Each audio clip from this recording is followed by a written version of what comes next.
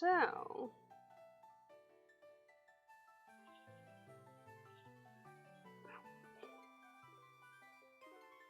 what are we doing? Alright.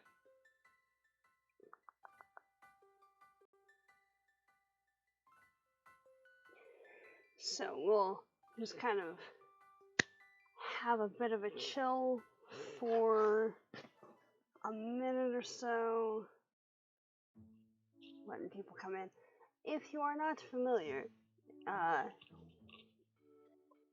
with the stream and whatnot that happens on Mondays, Mondays is the Botany Book Club, as evidenced by the text up yonder here. We're currently working on Braiding Sweetgrass, which is going through... No, I appreciate the music, but it's messing with my head right now when I'm trying to talk. Okay.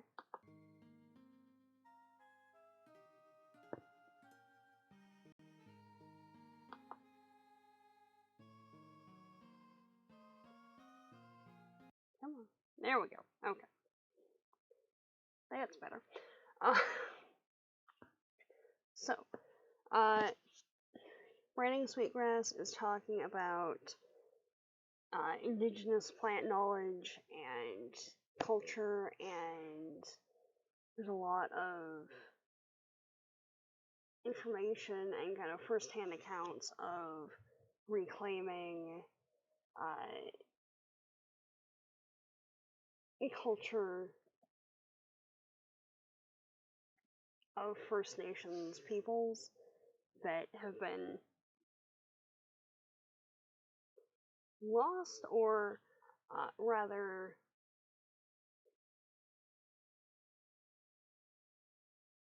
were attempted to, be taught out of kids in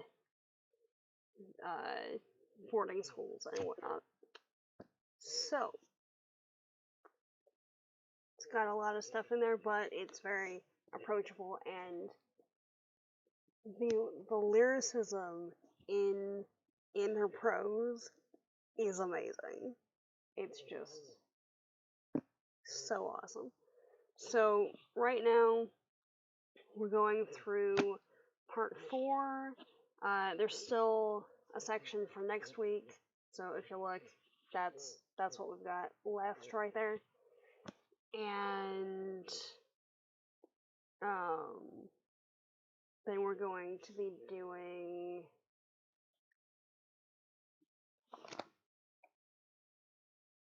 Firekeeper's Daughter. So, yeah. A switch over to a fiction. Because so far, it's just been 2 non-fictions. Of course,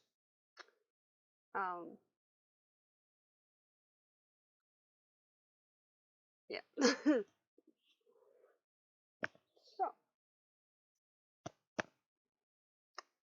yes.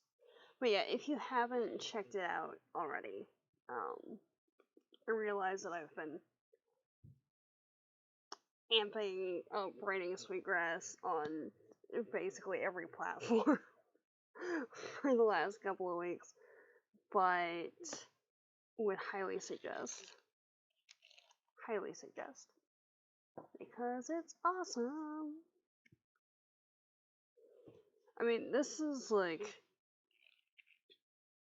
usually when I go back and reread a nonfiction, it's as a reference thing, and well, I could totally use this as a reference.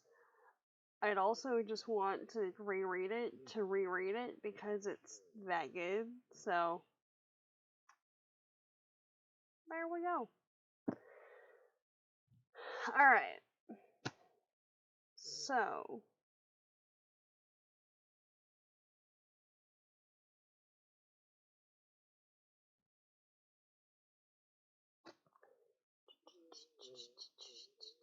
is anyone showing up?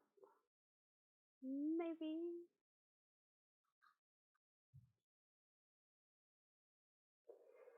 Alright.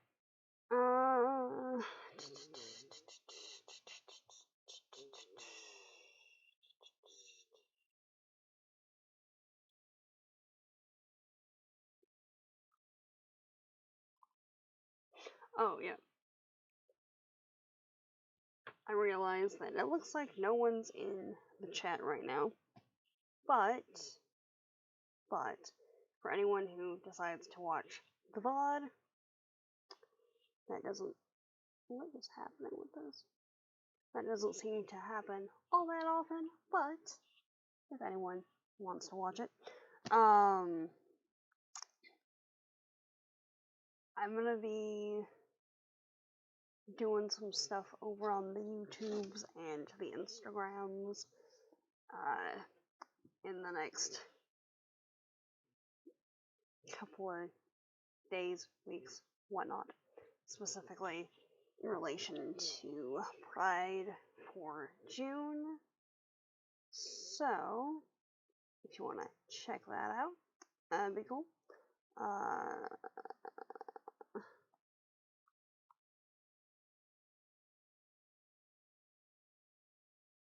And that is the link to all of the other links, really. So, yeah.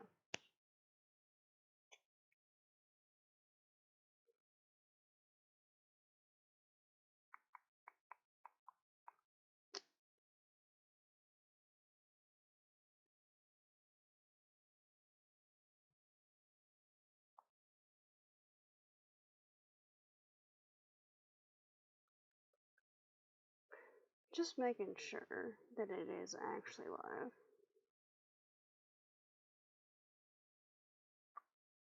Okay, so, anyway.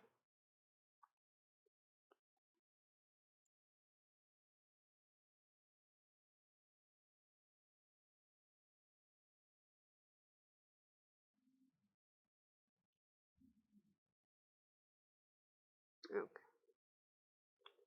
There we go. Alright. Now, so we're doing part 4 of Braiding Sweetgrass. Now,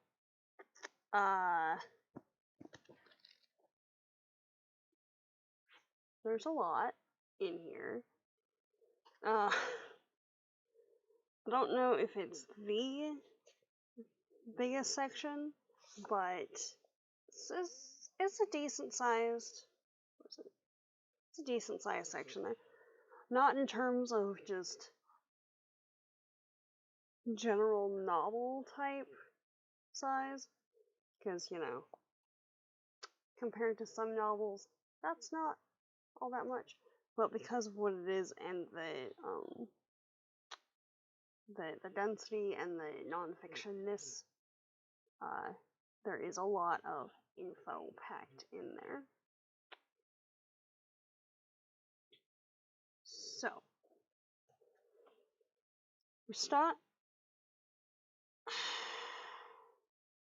If I could actually, words, that would be great, but, Okay, so we're starting off like every section with information about Sweetgrass. Now, like, where's the last one? Okay, so like for last week, with picking sweetgrass, it was sweetgrass is harvested in midsummer when the leaves are long and shiny. The blades are taken one by one and dried in the shade to preserve the color. A gift is always left in return, which traditionally is tobacco. Generally.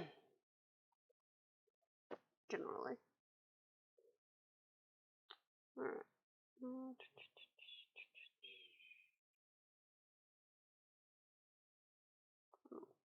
Okay. So for part 4, it's braiding sweetgrass. And sweetgrass, as the hair of Mother Earth, is traditionally braided to show loving care for her well-being. Braids plaited over braids plaited of 3 strands are given away as signs of kindness and gratitude.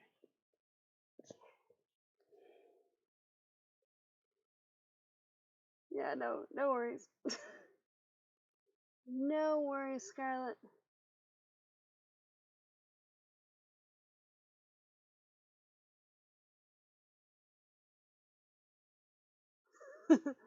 Many thanks for the lurk.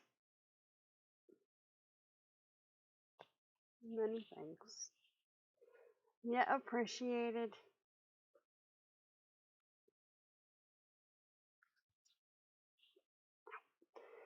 Remember water.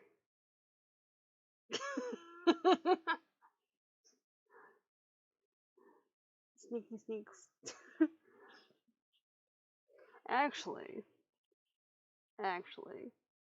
that's reminding me that I need some water, so, you know. 1 second. Ow.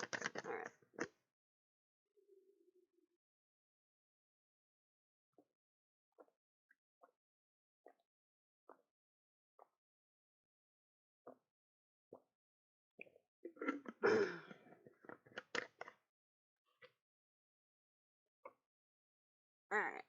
Alright. So.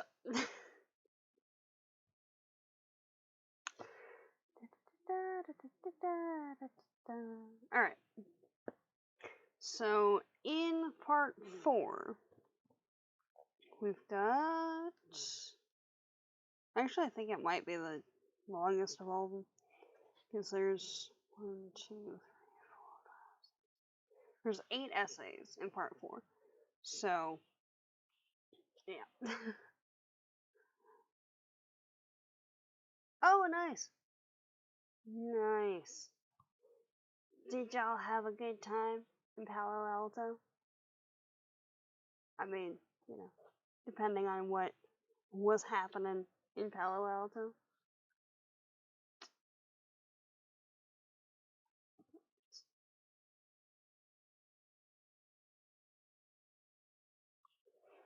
Or rather, was it a productive trip?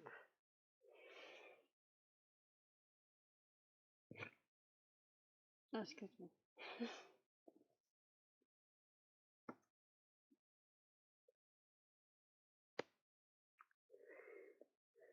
Yeah, no worries. There were some technical issues and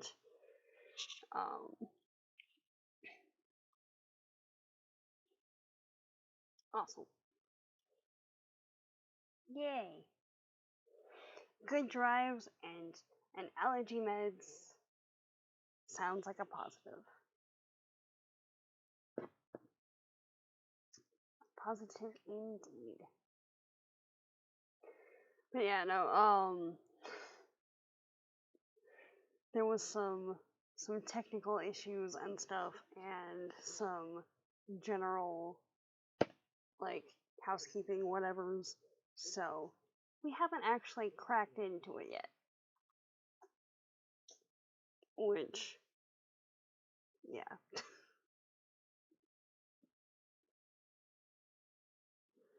Seriously though. Look at how colorful this is.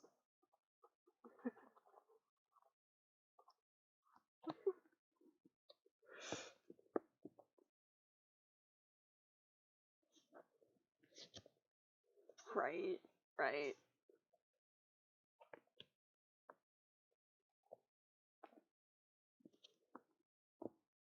It's always, you know, so just fully straightforward and stuff. I don't know.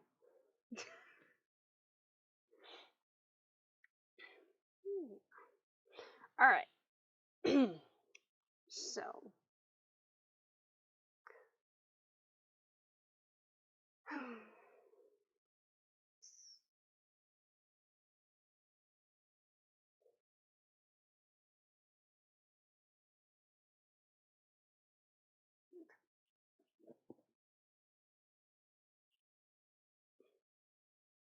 it's like apologies for the shaky cam. I just realized that I can move my foot over here, and that's a lot more comfy for my knee. Okay, there we go.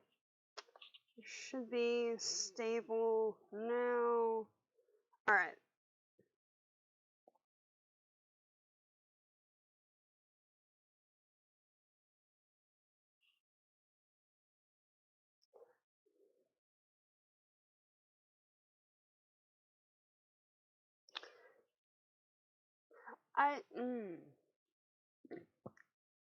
I was not aware that bees pooed pollen, no.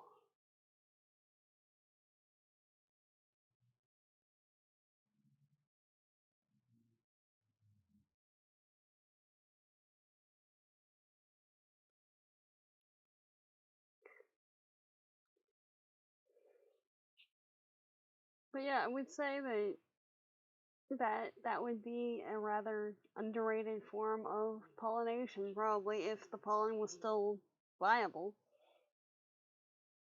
Because I know when it goes through the digestive tracts of some species, it kind of loses viability. But being that bees work in conjunction with pollen producing flowers so often, they might have a way around that. I don't know.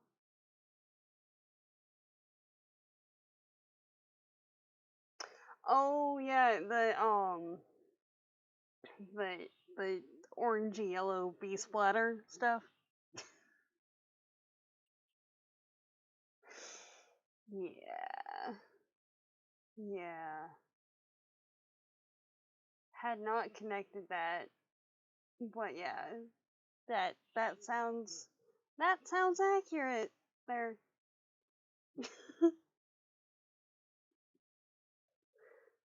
Huh. Alright. Oh, okay. So,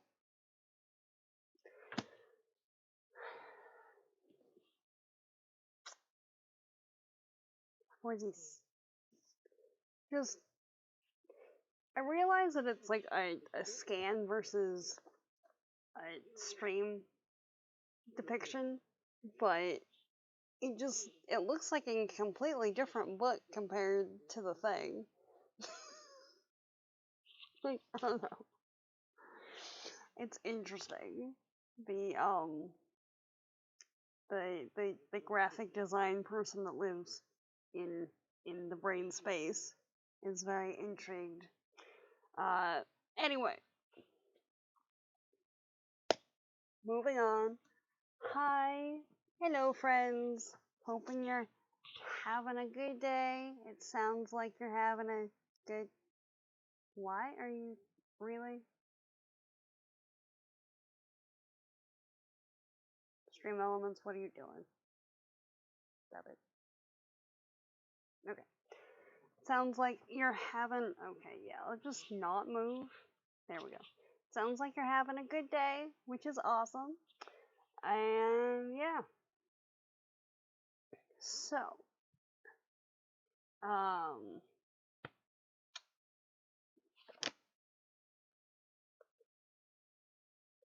the compendium analysis of Braiding Sweetgrass continues. We're working on part 4.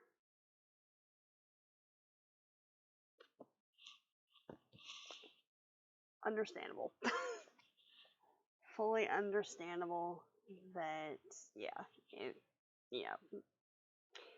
Well, I hope that it continues to improve. I'll say that. And the general health things and stuff stop being a pain. At least in, you know, in a reasonable manner that you could expect. One of those times that I legitimately don't know if what I'm saying makes sense. Alright, yeah. Hopefully,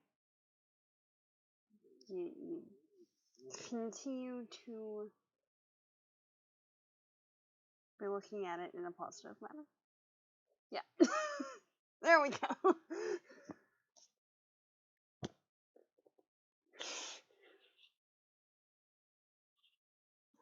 Okay.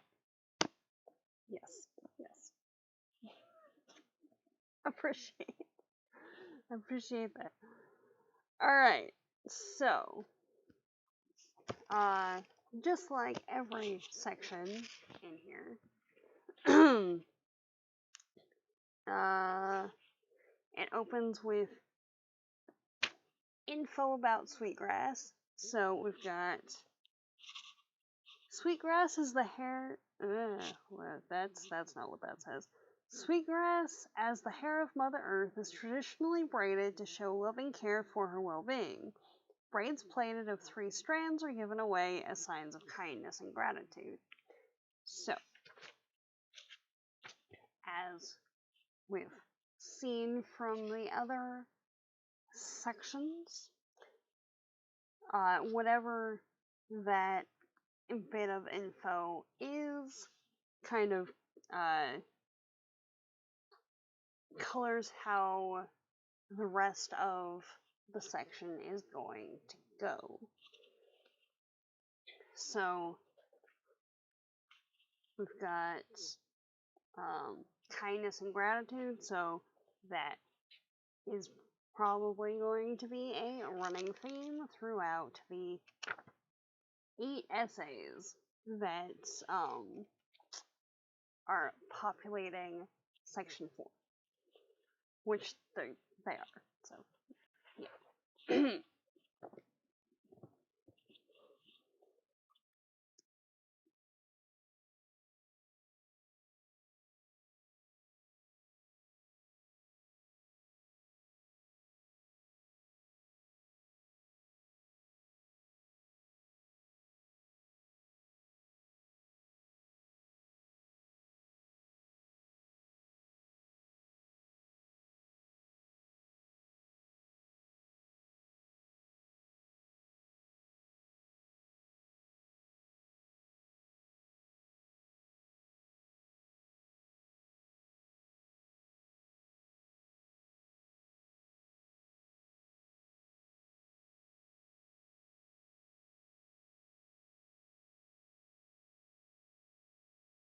Alright, now that the coughing fit has passed, there we go.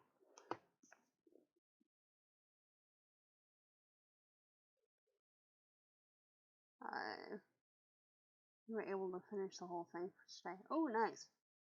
A reaction to what we did listen to is, or not, okay, yeah, not able to finish the whole thing. Understandable, that's fine. Reaction to what we did listen to, basically being able to be so eco-conscious is a privilege, essentially.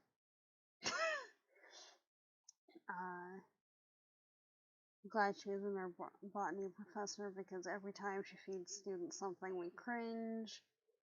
And comparing the wetland to Walmart is deeply ironic. It really was. Also, yeah, the I don't know if it's the pronunciation or what, but it really does sound like phalluses, even though it's taluses with a T,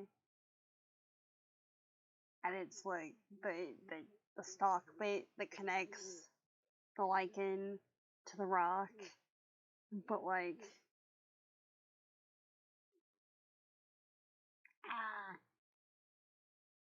like seriously, unless, like, if I didn't have the book reading along to it, yeah, there's a whole chapter, just whole essay, yeah, there's a whole essay just that gets interestingly fascinating really quick. But yeah,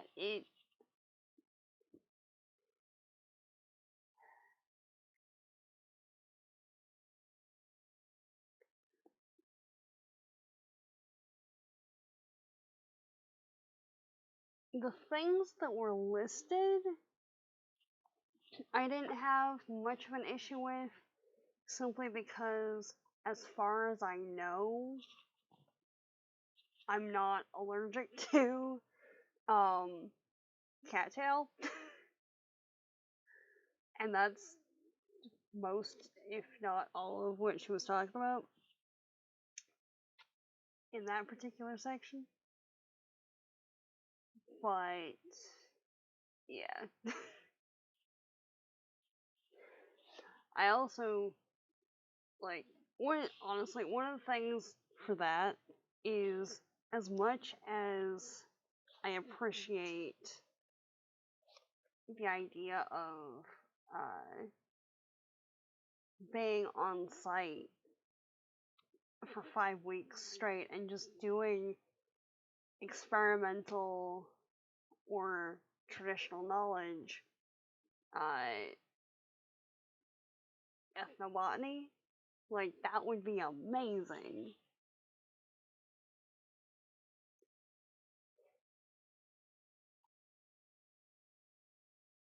But like, just real talk here.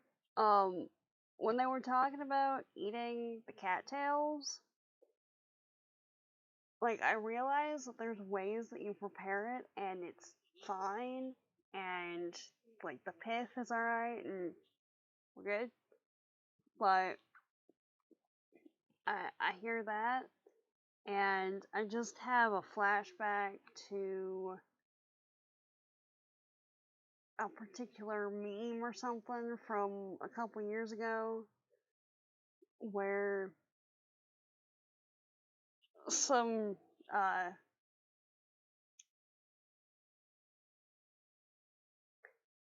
ill-informed person, shall we say, uh, is complaining that they went to a lake or a marsh or something, and the corn dogs tasted really bad, even when they put mustard on them.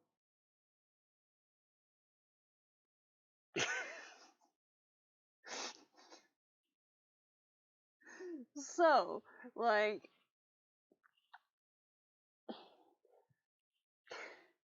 mm, mm.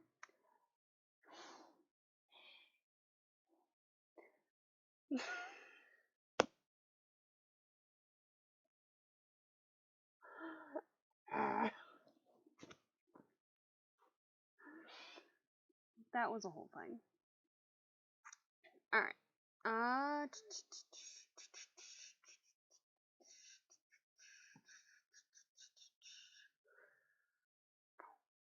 Alright. Now.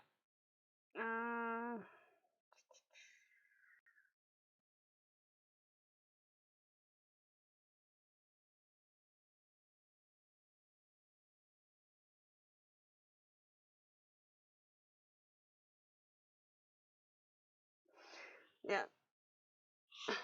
It's interesting, because, like, from what I know of, indigenous practices, and what I know of ethnobotany and stuff, I'm not surprised, really, by most of what's in here. Yeah, no worries. No worries.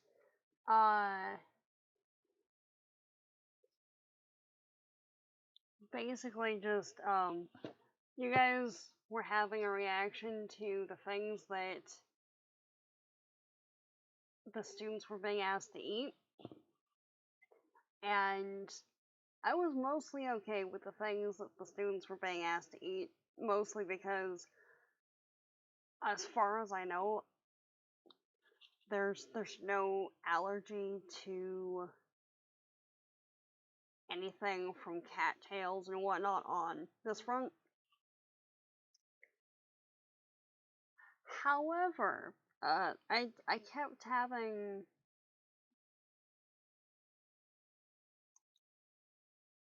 flashes of a meme that was going around a couple years ago of some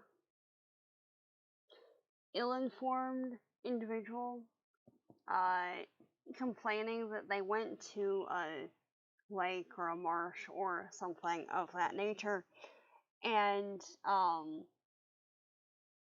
that the corn dogs there were so bad that even putting mustard on them didn't help.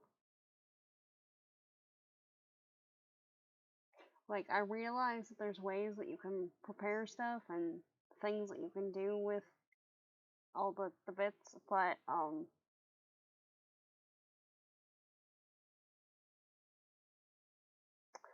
yeah, no, totally get that. Especially after like the last, I don't know, while that you guys have probably had. Like, yeah, yeah, yeah. So they were harvesting them, and it's just like,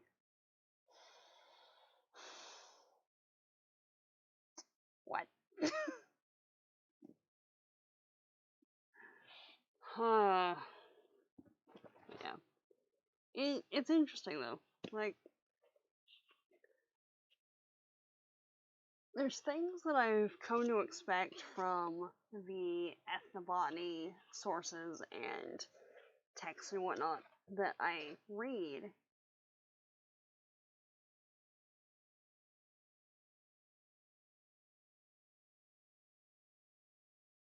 Oh yeah, yeah, the bugs. It,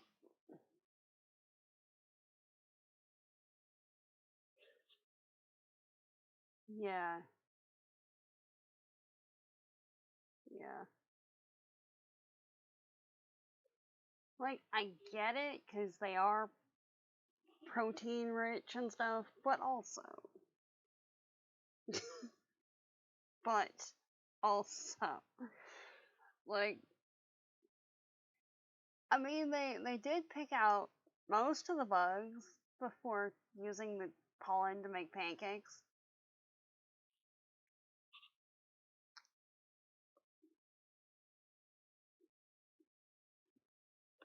I would say that's a bit weirder, but I used to take pollen capsules at one point because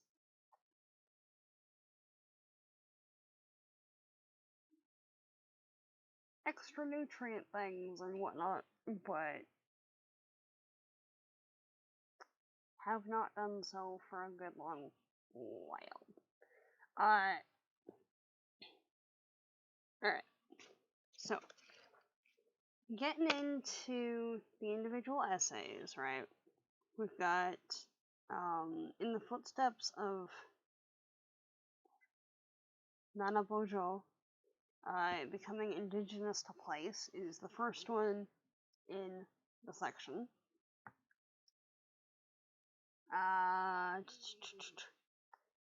Yeah. I mean, it's not really ethnobotany related per se, but there's a passage in the second paragraph in here that's just like, it really kind of hit close to home there. With no one knows my name here, and I don't know theirs. Without this exchange of the barest recognition, I feel like I could disappear in a fog with everything else. Just like, on the one hand, it's very isolating, but on the other hand, there's kind of like a oneness with nature, depending on how you look at it. But being one with nature, but also removed from nature, and that sort of thing, which I've experienced that a couple of times, especially when traveling.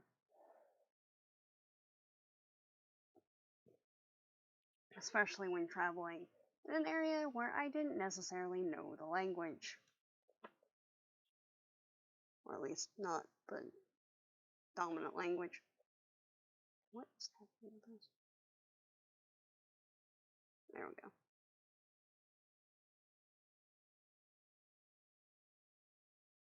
Yeah, that's better.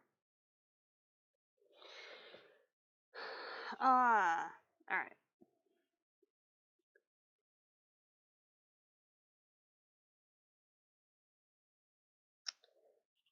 So,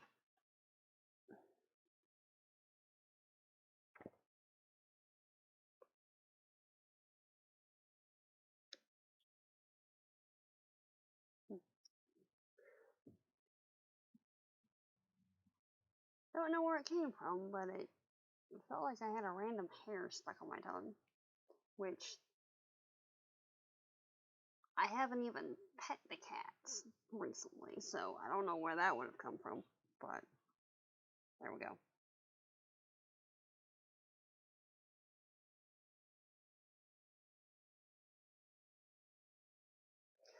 Oh, no, it's alright.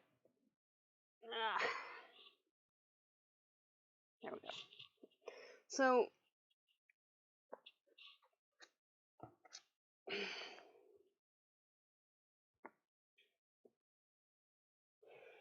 so,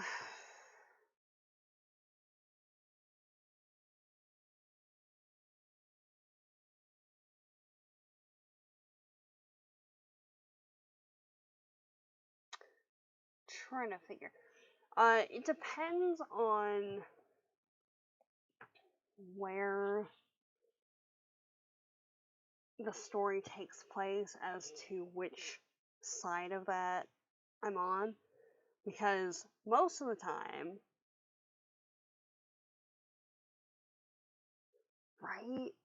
right, it's just like, how is there fur in here?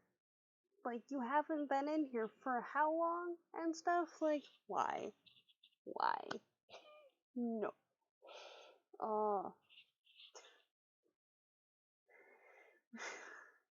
But also,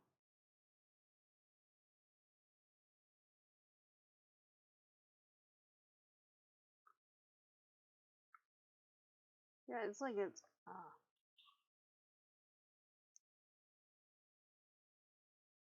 well, I got it. So there's that. Anyway, uh, the the underlying vibe, kind of changes depending on context, just like everything else. But most of the time, right? Um, God, I forgot about that. Uh,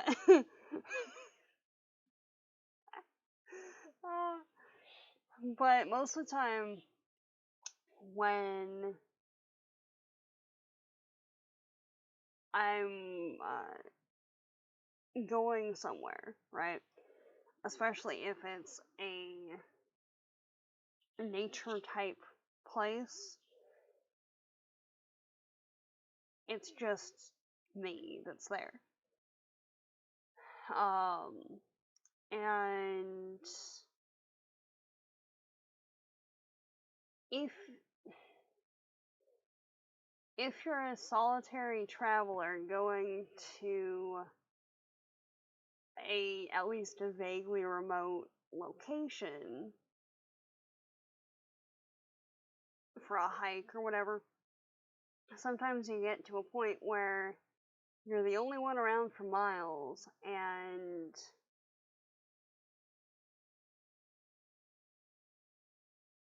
you know that there's other living organisms around you. You can see the trees, you can see the plants.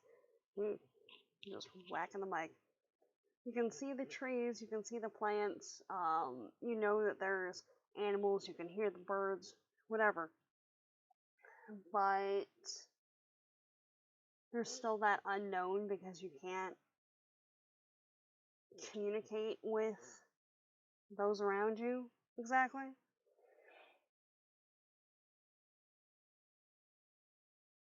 And there's still that unknown of, I mean, not so much in Britain, admittedly, but like around here, there's mountain lions, or in certain areas, there's like wolves or whatever. So even in situations where there's no people around, there's still like that element of uh,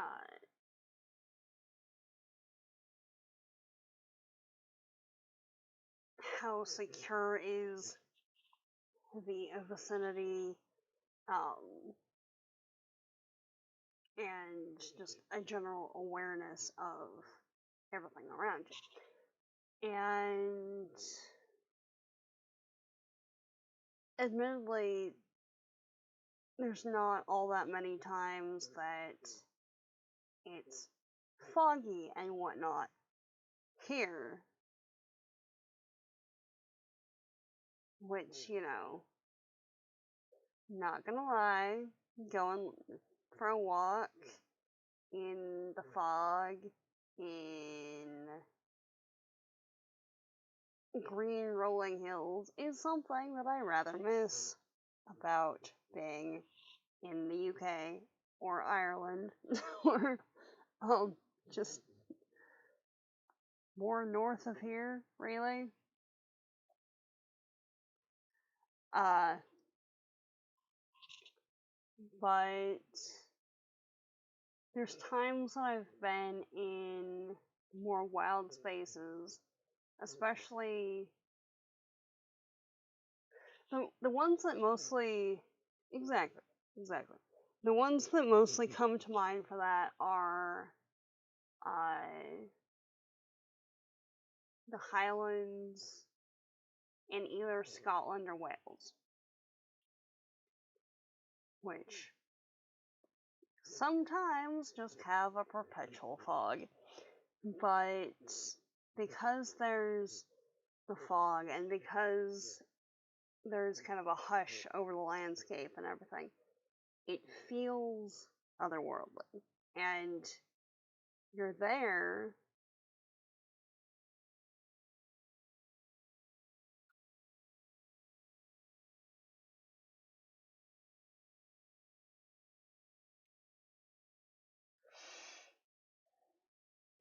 I mean,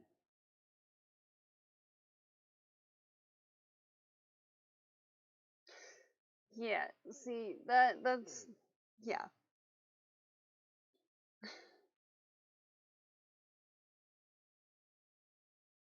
exactly.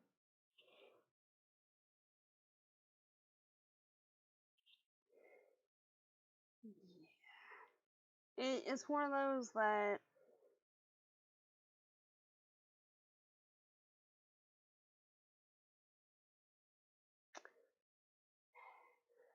it's one of those that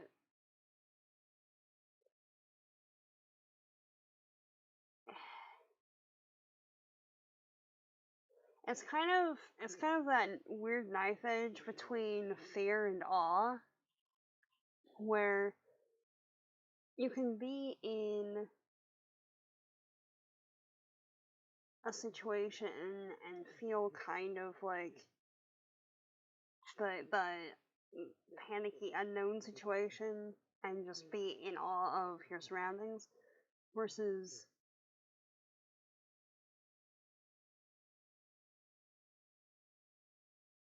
the fear or the uncertainty kind of amping up to like a lot, and it shifts to the other side of like that's when the anxiety starts to kick in, uh and it tends to be when I need to communicate with people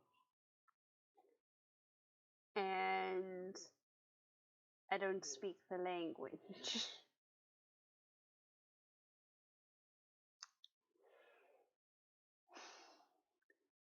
So yeah, ran into that one in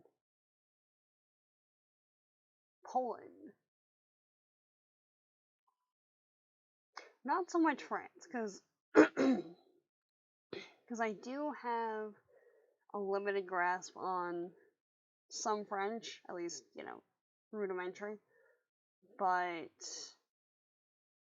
Polish is an entirely different animal. Especially because, apparently, that side of the family is real strong in the appearance department. So I was walking around and everyone just assumed that I could speak the language. And on the one hand, it's like, yes, I have been accepted into this environment. But on the other hand, the social anxiety was climbing a lot. Like, a lot. And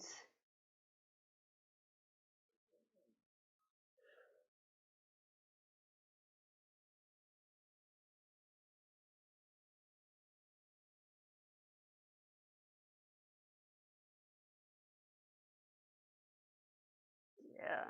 Okay. Yeah, all of that, literally all of that, was the same trip.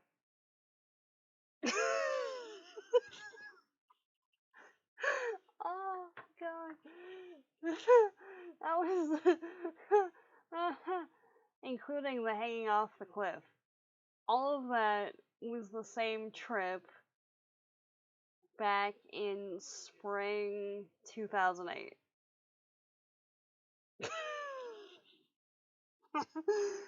Oh, wow. Okay. Yeah.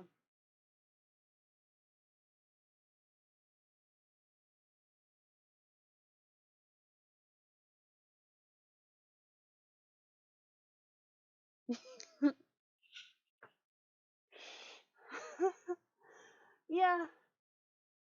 Yeah, I mean, that could have done something.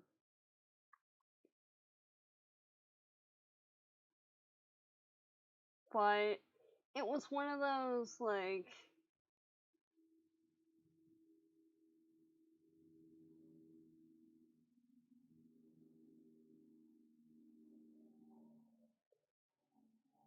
well, while that was kind of amping up, the cultural anthropologist part of me was just very intrigued, so it kind of evened out, but also not really, but sort of. So it wasn't as bad as it could have been, which is good. Reminded of a time in Germany we forgot and used informal German with a shopkeeper, and she thought we were German and we're sassing it. Ah! Yeah.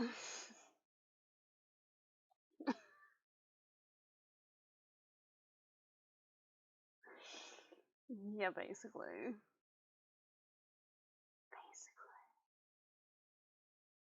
I mean, honestly, that whole trip just reinforced that I'm very, very white. Because literally every place that I went in Europe, I looked like one of the locals. So it's just like, okay.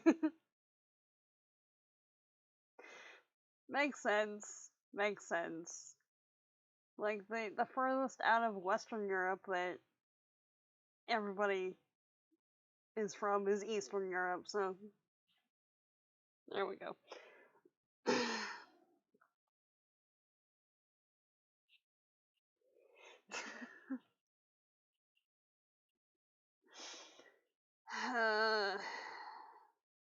Yeah. Fun times. Fun times, indeed.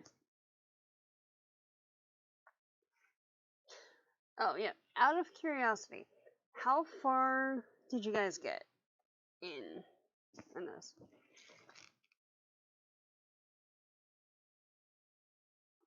Just as a curiosity.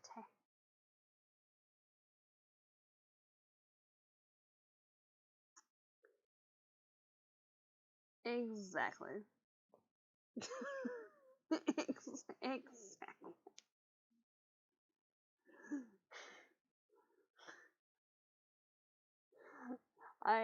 My people hail from the land of I will get a sunburn. Old growth children. Okay, which one is that? Oh, okay, alright. That works. Alright. So.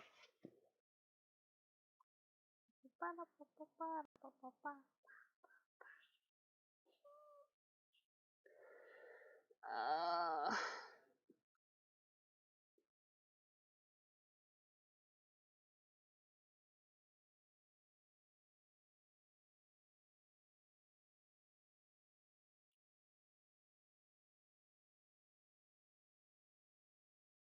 Oh, that was okay. There were so many essays in there that I forgot what was from this week and what was from last week for a bit. So, yeah, okay.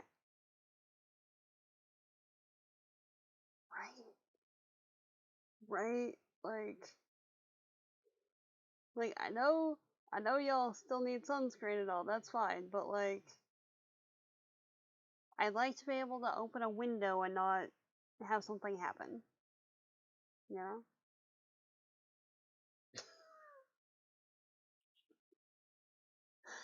I mean,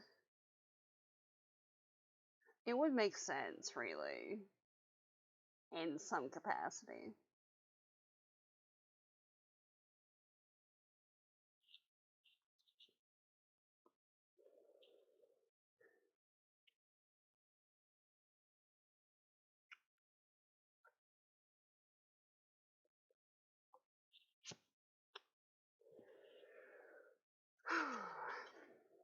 Alright.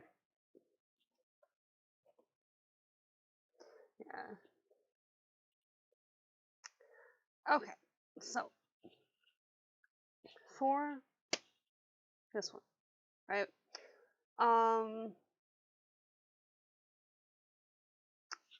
It was okay. I think I remember it being brought up before, which would make sense because it's all one author. But I mean, it was interesting because she was talking about how um,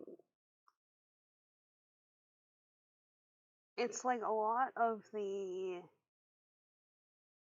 issues and the colonialization and everything, and that mindset seems to be connected to being people who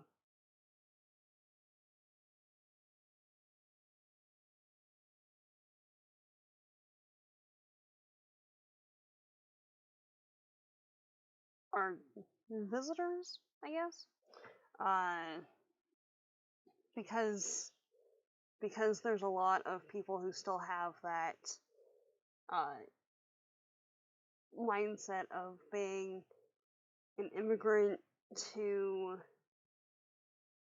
the land, so therefore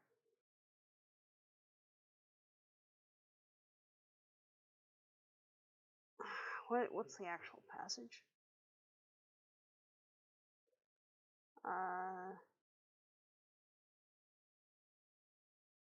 For the sake of the peoples and the land, the urgent work of the second man, so people, uh, maybe to set aside the ways of the colonist and become indigenous to place. But can Americans, a nation of immigrants, learn to live here as if we were staying, with both feet on the shore? Because there's the description in there of it seems like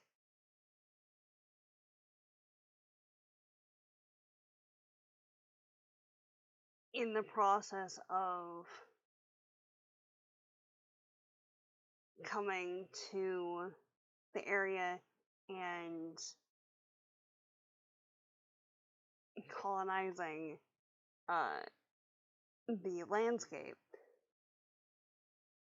instead of fully moving and becoming a part of that ecosystem, part of the life in the space, there's always like that 1 foot on the boat. And because of that, the footing's off, and you're not, I don't want to say stable, but that's that's about the best that I can come up with for that one. Exactly. But like in in a good way. Also, I'm late. Yeah.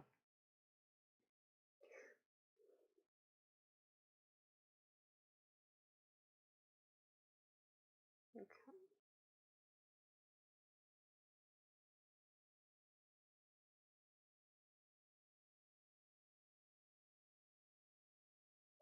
Also, it's interesting because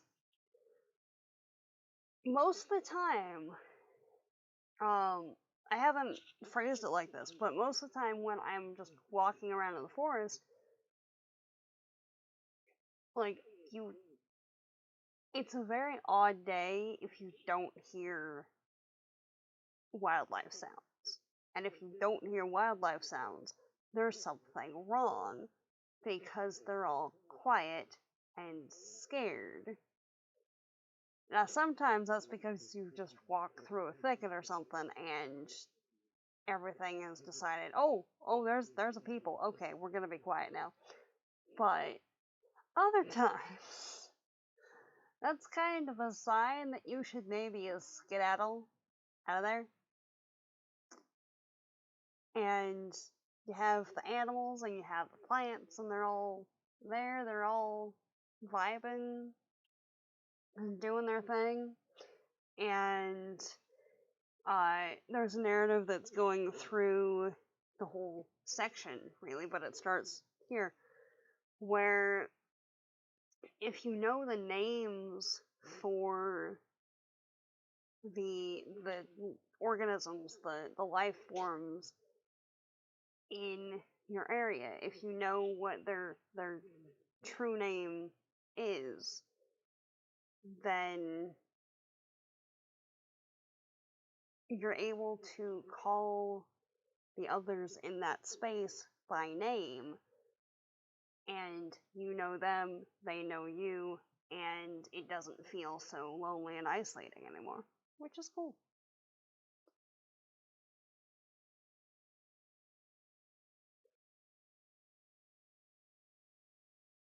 Yeah, exactly.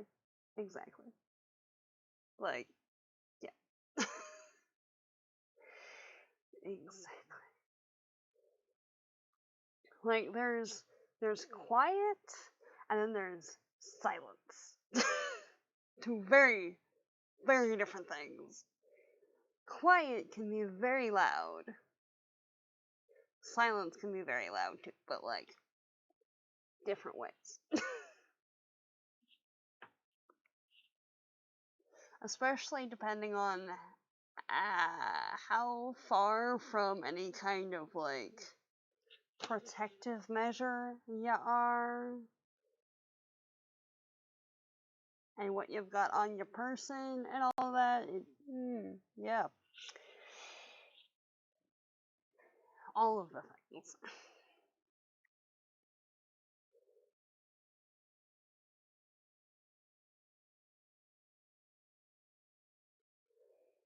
Um,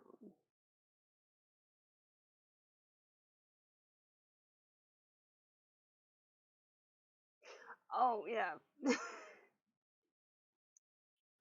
Alright, so there's a whole passage, I won't read the whole thing, but the condensed version over here, right? Of the author thinking about what it would be like if Nanabojo and Linnaeus were having a chat. That was cool, right?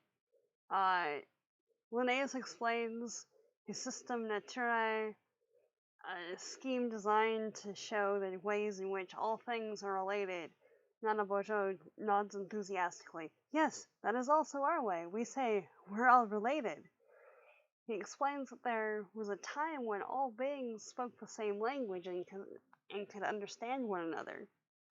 So all of creation knew each other's names. Linnaeus looks wistful about that. I ended up having to translate everything into Latin, he says, with binomial nomenclature. Like, there was a language, but, like, we couldn't access any of it anymore. So, I mean, we had to go with Latin.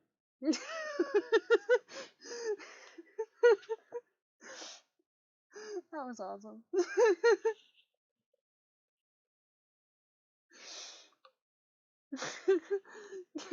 Quite enjoyed that one. But yeah.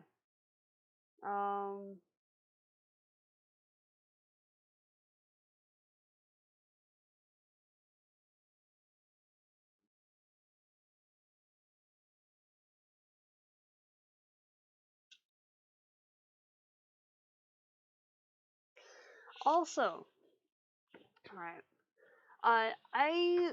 Okay.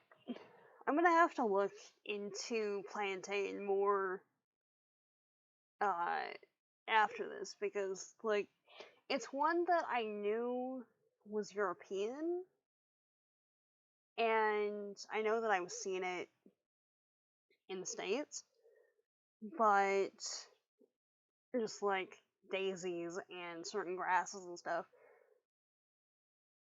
it didn't connect that that's where it came from, that it's a non-native species, because there are a few instances where there's been a simultaneous development of a species like dandelions, or things like dandelions, in multiple areas.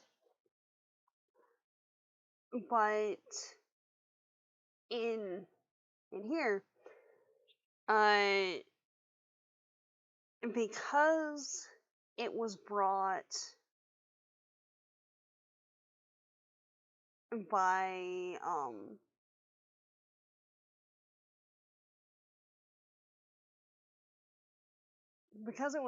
by the white folks when it came over, and it seemed to follow the colonies and everything. It was called white man's footstep, because it seemed to spring up wherever white people had been.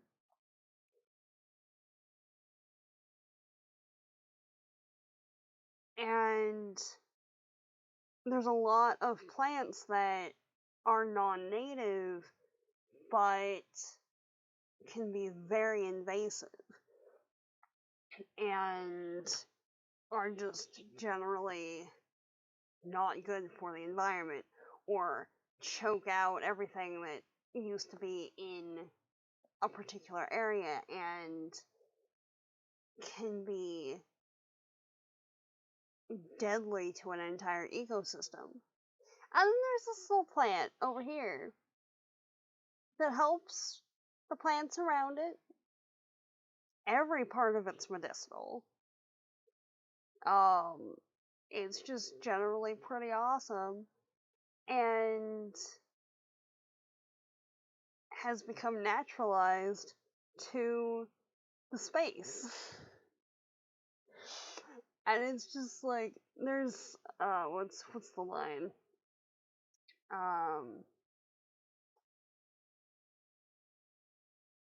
Our immigrant plant teachers offer a lot of different models for how not to make themselves become, uh,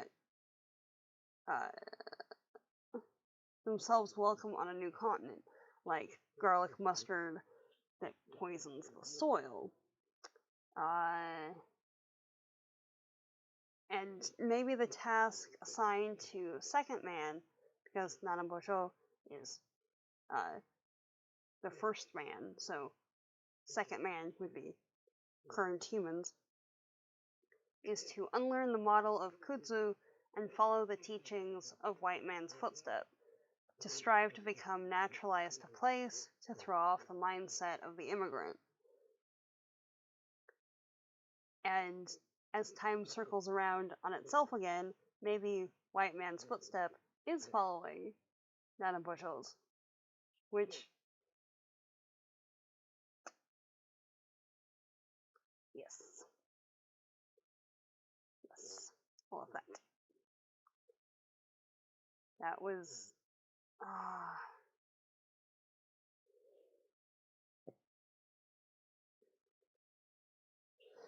like, honestly, there's several essays in here that I just really enjoyed, but that's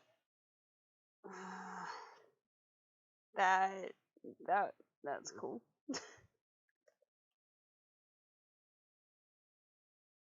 That, and there's, I forget if it starts in the first one or not, but it goes through a few of the essays.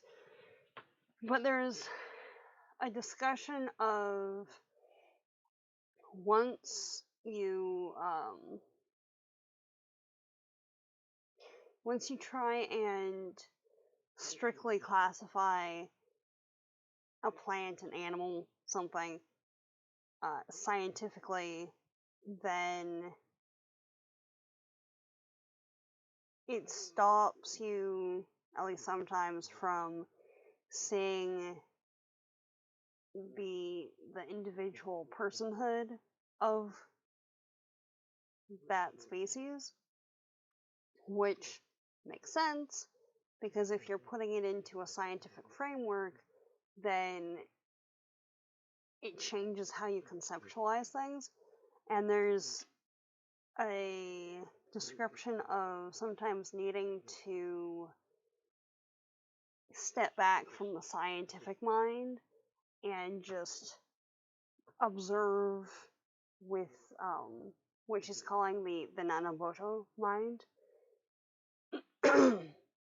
So don't be so scientific about it, just observe what's around you and maybe sit in nature, sit under a tree or something, and just be for a while and see what happens, which is pretty cool. Alright. I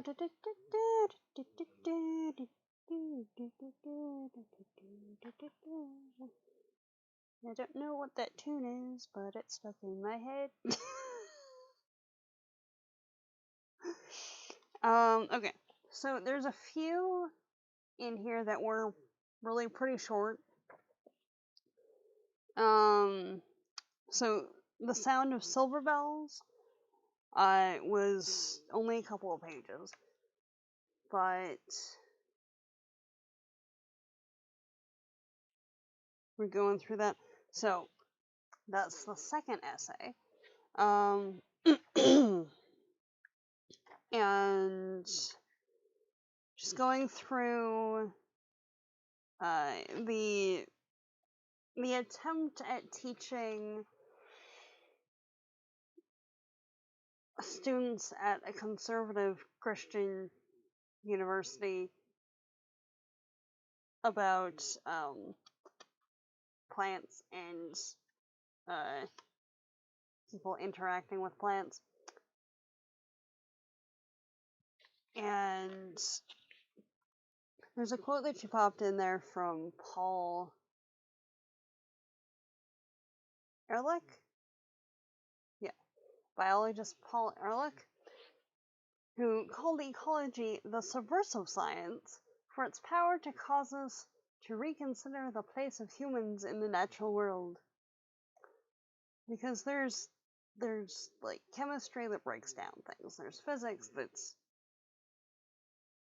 mostly like motion and space and how things interact. And there's ecology that's like how organisms interact and cohabitate in a space and how the space itself is alive. So it's not really a space, it's a living ecosystem that you happen to be part of.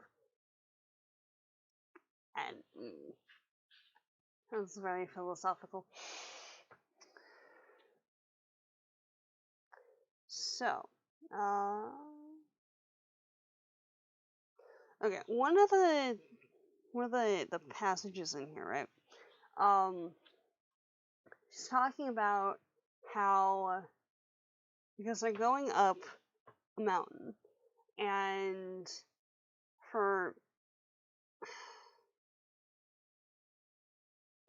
the ecosystem that they're in isn't her usual range. She's used to a different set of species, a bit more north than where she is at this current point. And she's going through, and yes, there's this over here, there's this over here, there's this. And it wasn't until they got to the upper tree line and it switched over to the ecosystem that she's used to seeing that it made her realize how displaced she felt to be teaching in someone else's home forest. Which, yep, like, I recognize this, but it's not mine. It's not my home. And there's a disconnect there. And it works. But just as a narrative.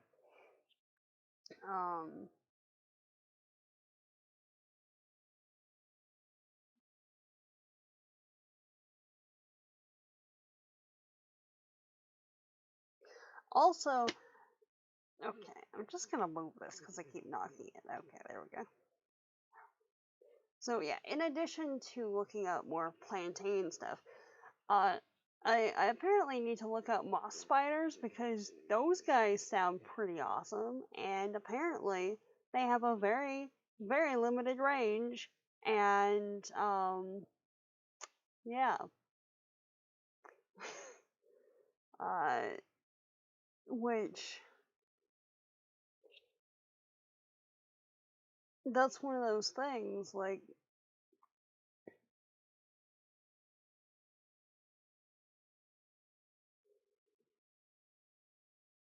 ecology is so intertwined with all members of a particular ecosystem, regardless of whether or not they think that they're valuable, or if someone else thinks that they're valuable. They're filling a role in the ecosystem. And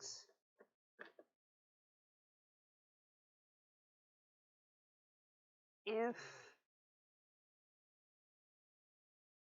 they're not there, then it has the rather strong potential to throw everything out of whack. In any number of ways. Whether it's a predator-prey relationship or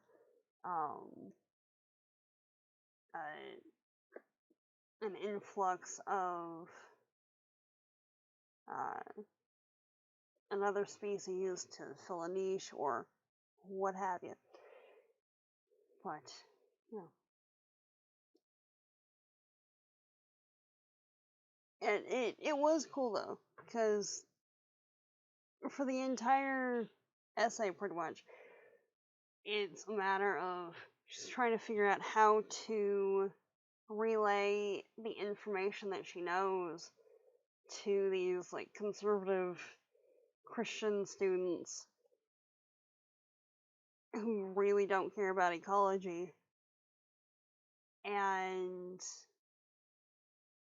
then on the way back, they start singing, and like, all right, it's packaged in a slightly different manner, all right, but this is what I was trying to get them to learn, and it's the idea that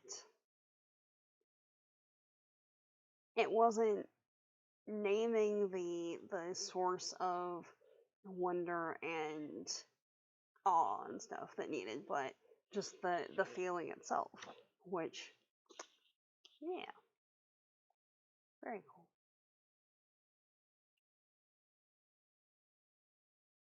I mean, accurate though, accurate. The possums can eat all of them. That is fine. that that's a good niche for them to have. And then they just irritate everybody else. I no, I won't say that. Because if I say what I'm thinking, then I might jinx it, and then no. So there we go. But yeah, no. Possum food works real good.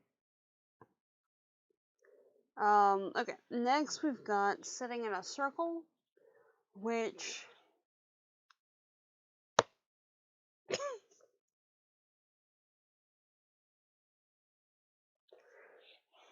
I did not realize that there were that many ways that you could use cattails.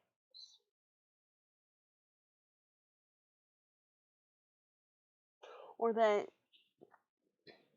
the cattail material exactly.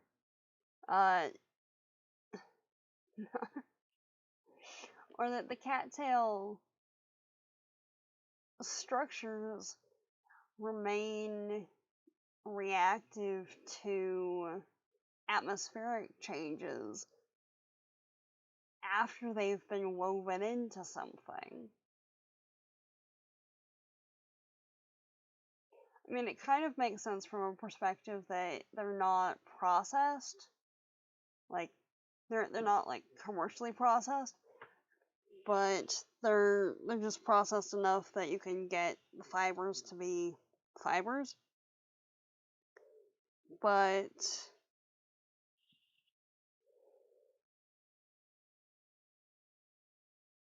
that in and of itself is fascinating. But also,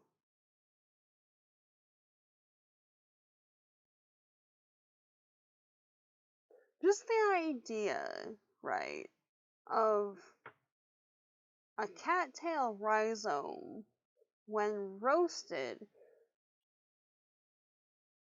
being described as something that's vaguely potato-like.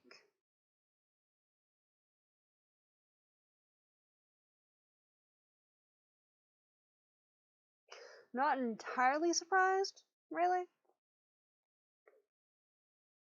But also,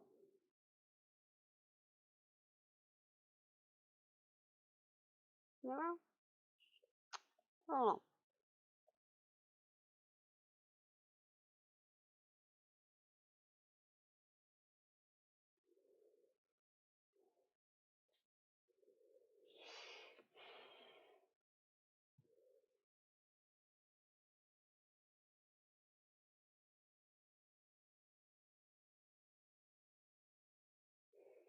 Okay,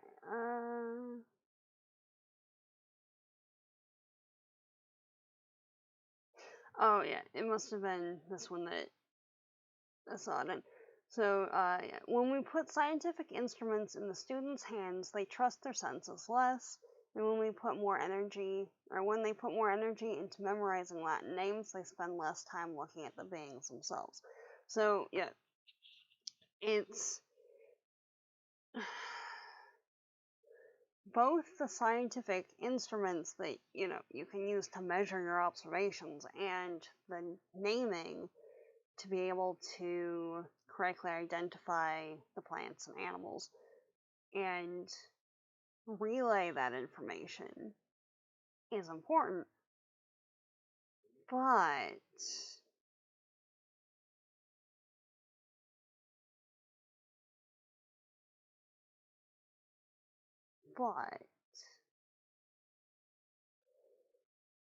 if you focus on those aspects, then you might miss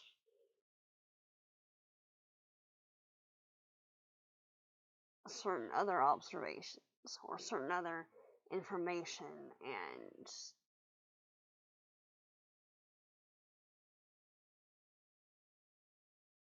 awareness of that.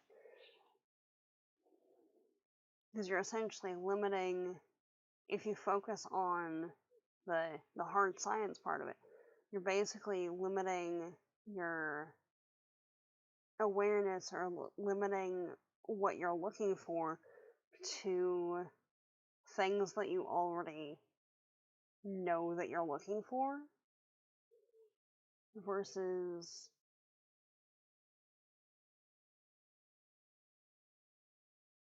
keeping certain things in mind when you're making your observations, but also taking in all the data and then going through it and analyzing it later.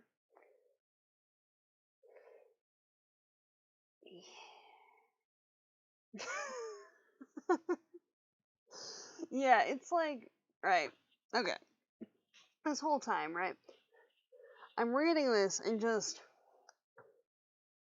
the number of times that I'm looking at people doing stuff, and like, this is, okay, depending on the time period and who's doing it and whatever else, it's experimental archaeology, it's experimental ethnobotany, it's on the job training, because it's learning indigenous practices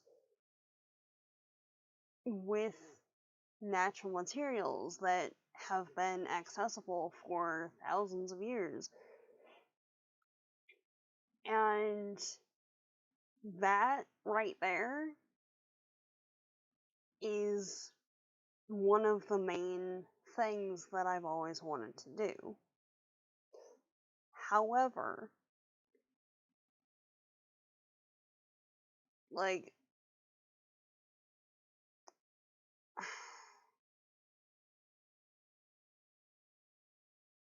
I know the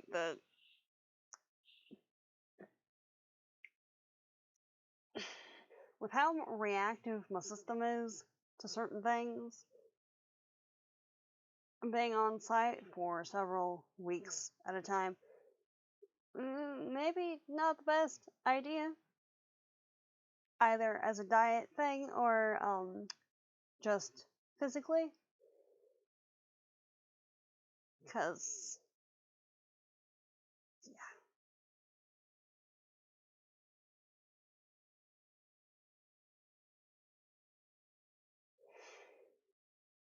I mean, there's a lot of days that, the knees are right and the hips are right and stuff, but there's times, right, that that I need a cane to stand. So, in that framework, right? Mm, I, I don't know. I don't know. course, I have a feeling that something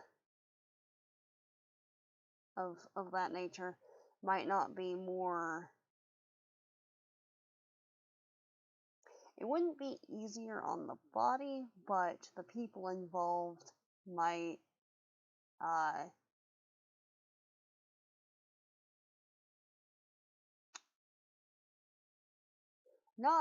not necessarily be the type to make fun of you if you have to sit down, unlike some individuals that I've run across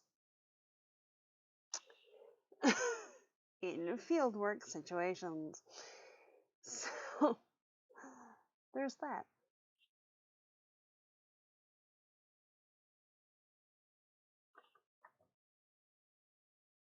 It's bird. Okay.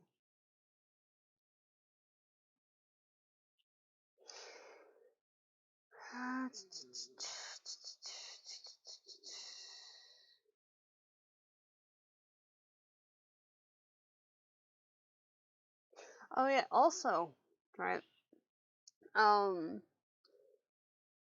the circular sort of domed housing style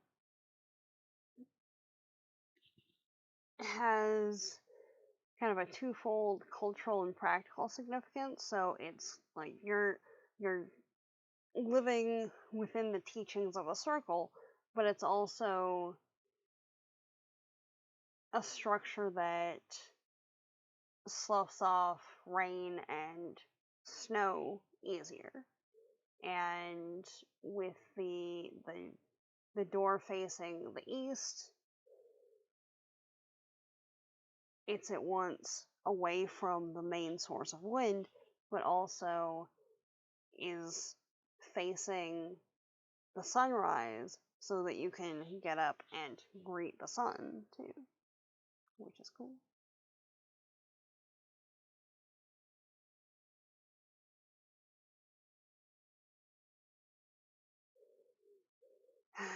Frames, why are you dropping?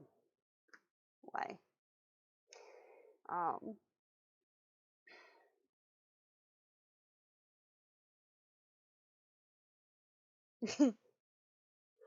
It just there's certain phrases, right? It's just like we're just talking about the students just tromping around in the lake bed, right? Like, if their young lives have not already shown them, they will learn today that solidity is an illusion. Like, wow. Alright. Alright.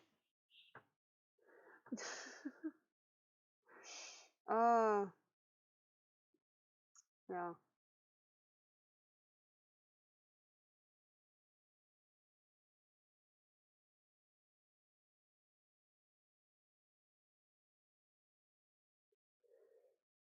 Oh, yeah.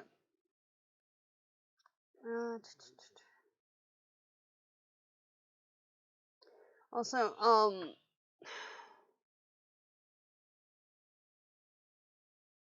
I've heard about the pine a couple times, but not so much about the spruce.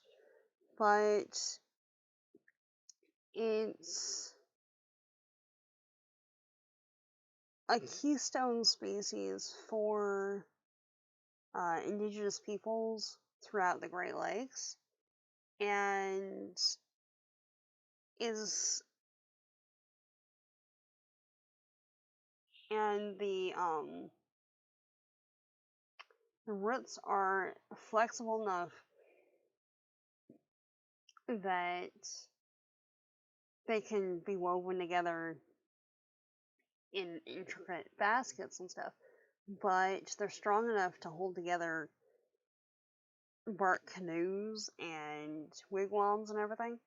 And you weave it, you sew with it, and then once it hardens, it becomes as stable as wood.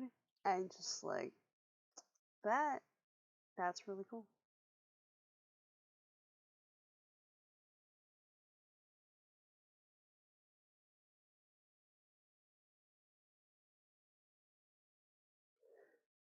Yeah. Yeah, that one, like, okay. This is a thing, right? If you're gonna be, okay.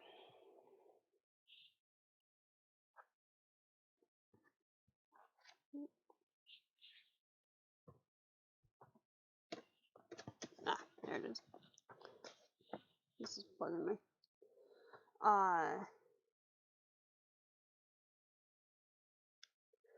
If you're gonna be sending students, right? Most of whom probably have very little idea about uh,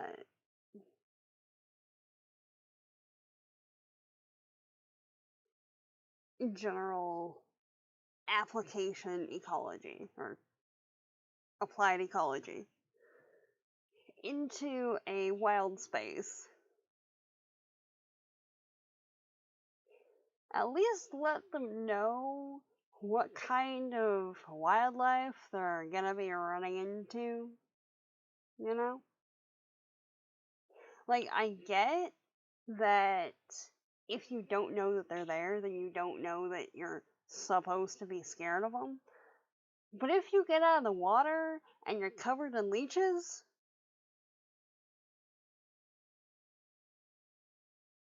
what? But yeah, the soil dissection bit sounded really cool. And just like the idea that it looks like a roadmap and each species has its own root ways and they're different colors because the different species have different colored roots and they're all interconnected and can be woven and unwoven in the tapestry that is the forest floor. And if you do a little bit of road work and remove a slight section, it's not gonna mess with the ecosystem because there's an entire functioning network and you're just, absconding with a section of road to do what you need to do. That was really cool. that was very cool. Yeah.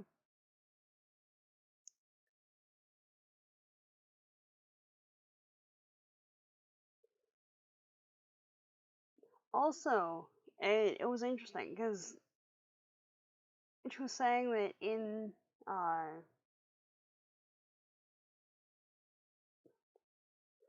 Powhatan, the word for cattail means that we wrap the baby in it, but in Mohawk it means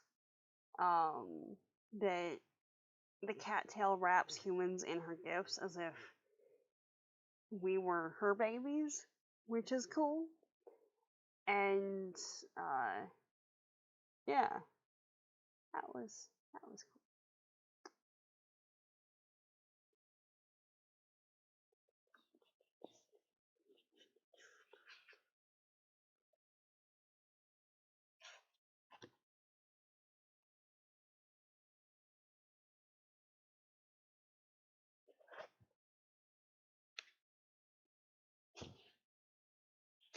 Also, just like right, just the hilarity of the iPods.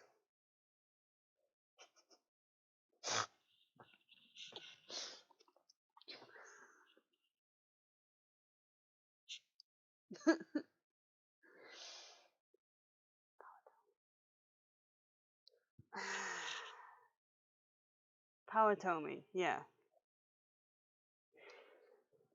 All right.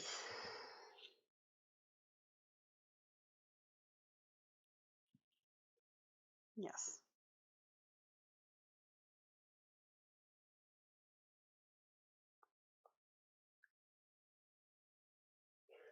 Yeah. Okay.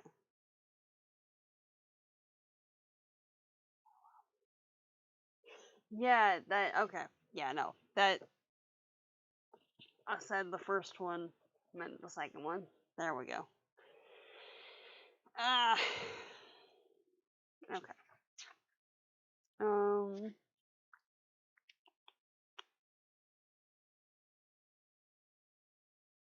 Oh yeah, also just a note on wetlands and stuff, which,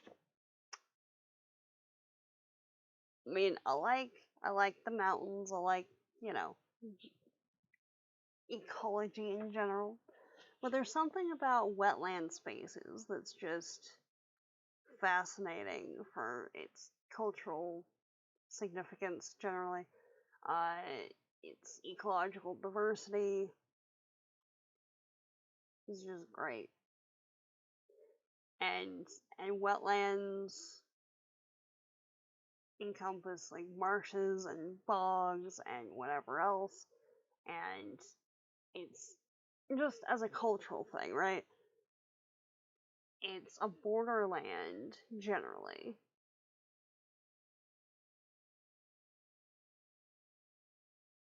It it it depends on the culture. Admittedly, most of my knowledge of this comes from European uh, practices, but at least in that lens, wetland spaces, specifically bogs, are seen as a liminal space because all elements are present. So it was very culturally significant because if there was something that it needed a lot of oomph, that's usually where people went to do the practice. Because you have the swamp gas, so fire, air, because it was under the open sky, earth, because there were plants growing in and around the whole place, and water, because it's a water space. So yeah, there's my uh, there's my thesis info coming in right there. So there's that. Yeah. All right.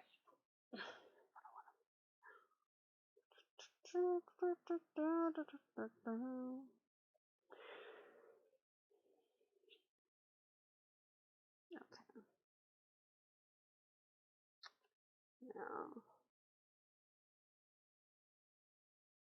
is there anything else in that one that I wanted to point out?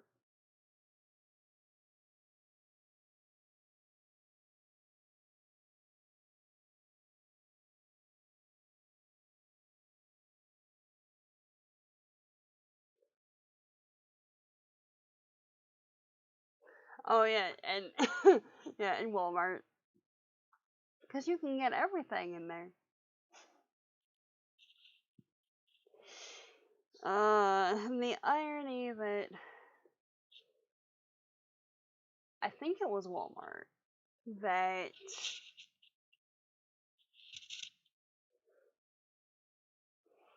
I want to say it was last year that was trying to get clearance to clear some of the wetlands in Florida.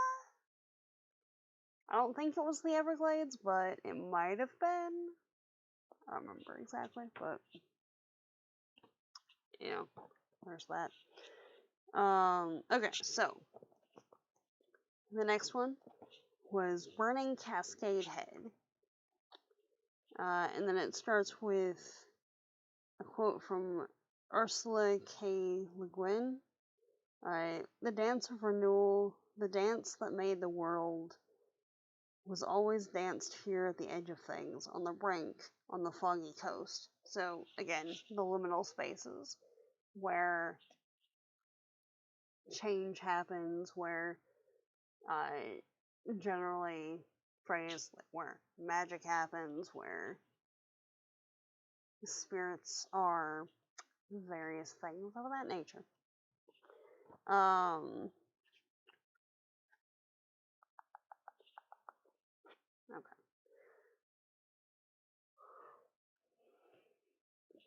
Also, when they're talking about the first salmon, right?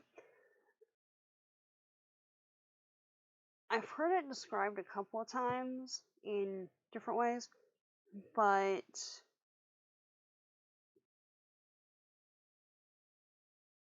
it's a matter of the people and the ecosystem that they're part of are in tune enough and know each other's patterns enough that it's just like, right, okay, the fish are coming in. They need to go do their thing so that we continue to have more fish. So the strongest are able to go upstream because that's where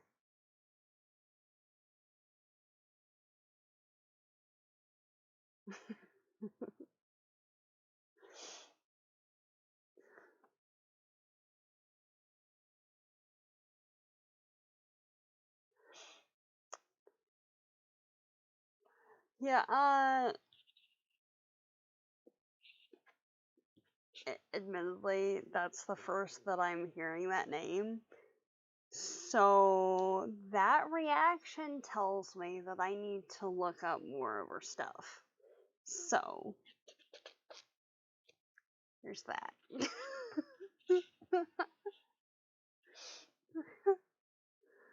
But yeah, so um for the practices and stuff, the fish are allowed to move upstream, and it's only after 4 days of the continued migration that they take the first fish with very ritualized care and acknowledgement, and then and honor. And then the salmon bones are returned to the river with their heads facing upstream so that they can continue on and join their fellows. And just on an ecological level, that is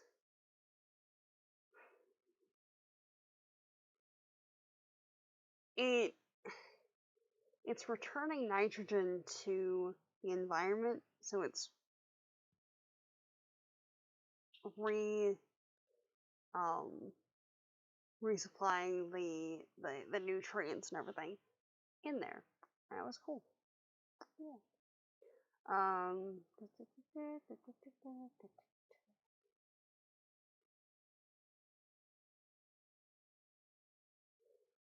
and because there was such a push to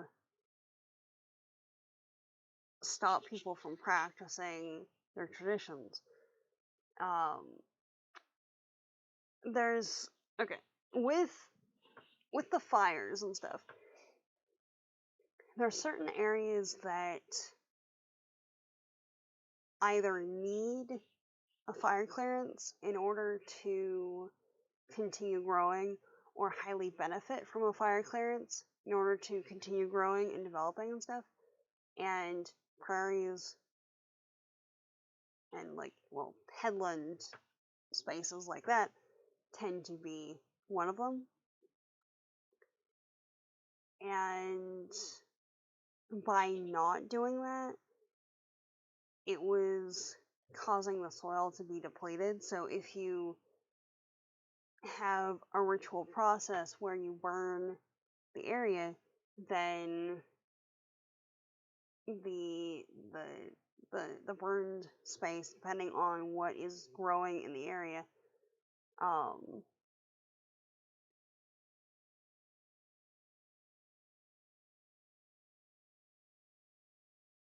starts the germination process for certain seeds.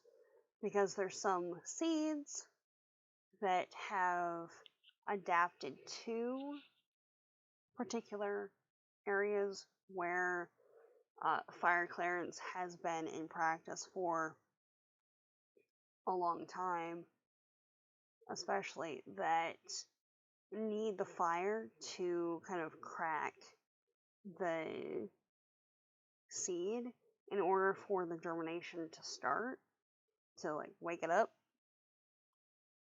And yeah.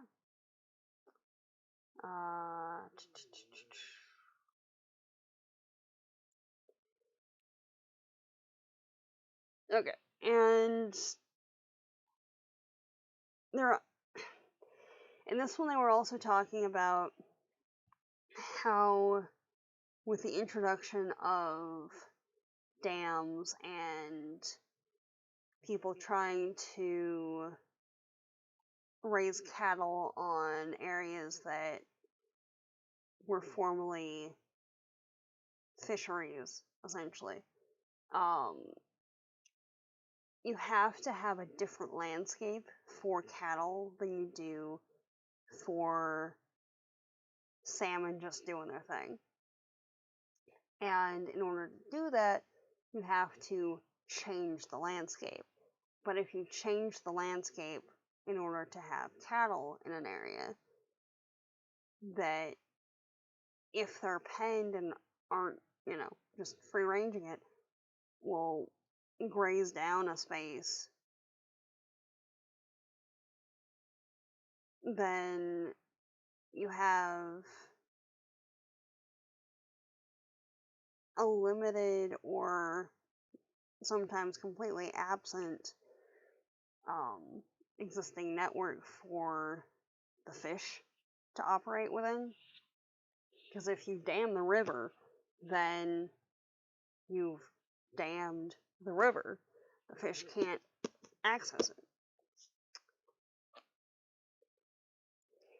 But as a reclamation project, they were removing the dams and reinstituting some of the fish estuary spaces in an attempt to see if that would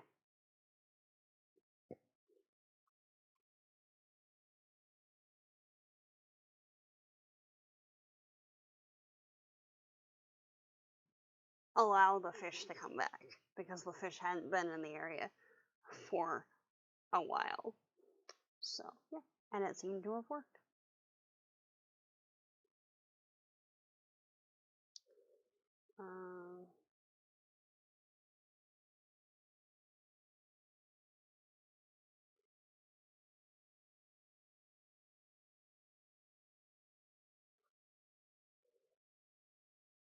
Yeah.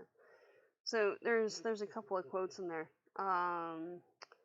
In a colonist society, the ceremonies that endure are not about land, they're about family and culture, values that are transportable from the old country.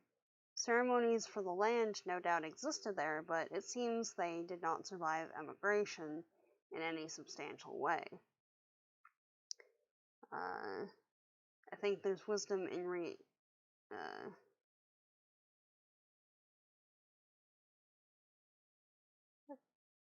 okay. What was I writing? One sec.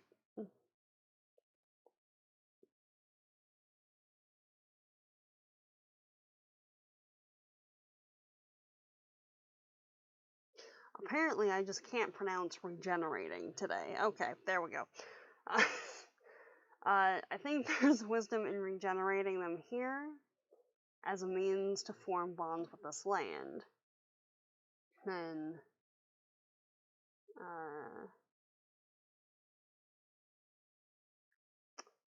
the first salmon ceremonies were not conducted for the people, they were for the salmon themselves, and for all the glittering realms of creation, for the renewal of the world. People understood that when lives were given on their behalf, they have received something precious. Ceremonies are a way to give something precious in return. So it's like,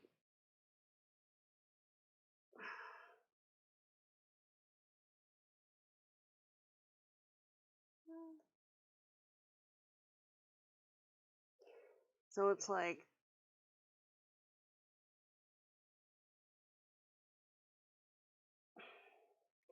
from what I understand, at least, it would be like honoring those that came before. In this capacity, it would be honoring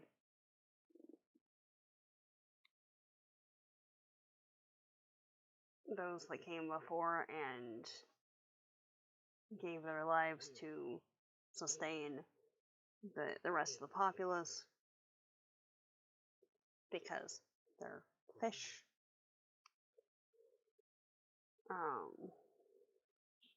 Yeah.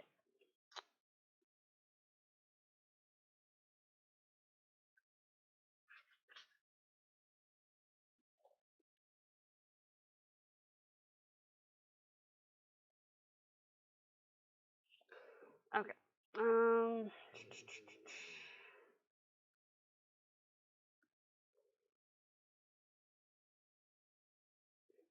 So the next one we've got is putting down roots.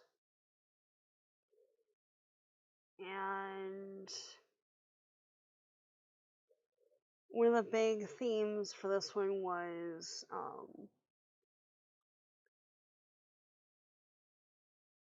the lasting cultural implications of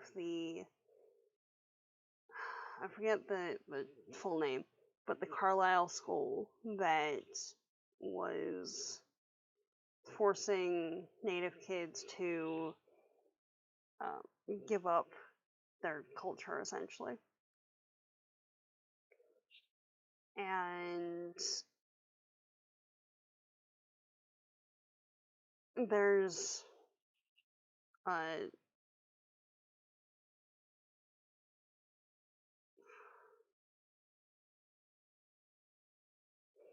there's a place that I forget where it is. But the goal is Carlisle in reverse, so it's returning to the people what was taken from them. So the language, culture, spirituality, identity, so that the children of the lost generation could come home finally.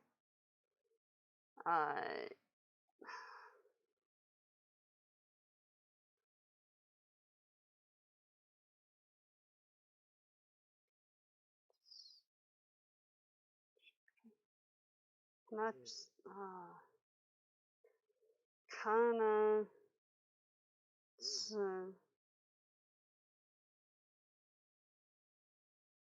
Could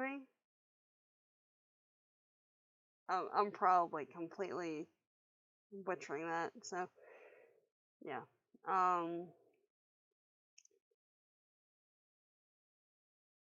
Yeah, just the government's goal of breaking the link between land, language, and native people was nearly a success, but the Mohawk call themselves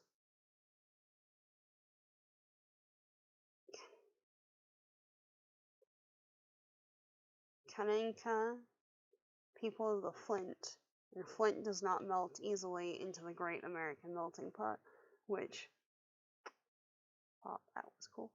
Also,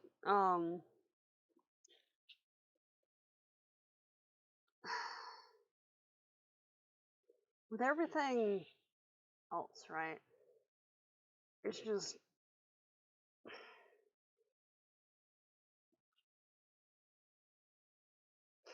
the idea that there's so many languages and cultures and relationships between between peoples and their environment that have been lost or severely damaged because a bunch of white folks decided that it wasn't civilized to do things that way. Like, how, in any capacity, is taking children from their identity more civilized than just letting them be? You know? How? How? Makes no sense in any capacity.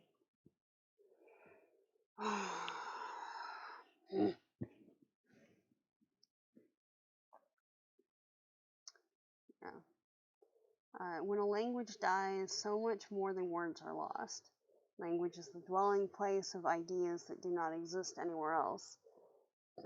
It is a prism through which we see the world, which it is. Language is very much a living thing. It's dynamic, it's culturally relevant, it's the way that people relate to their environment, it's the way that people relate to each other. And losing a plant can threaten a culture in much the same way that losing a language. Especially when there's plants that are so intrinsically tied to particular aspects of culture. Whether it's that the plant has become extinct, or the plant is removed from the ecosystem for whatever reason, or the person is removed from access to the plant. If you force a separation in that relationship, there's a lot that can be damaged. To the point that, like, in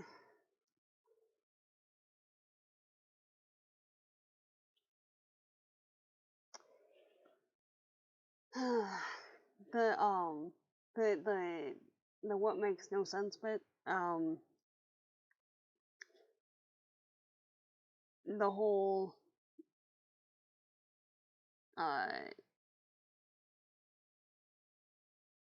insistence that Native kids go to boarding schools to have their identity stripped from them, basically.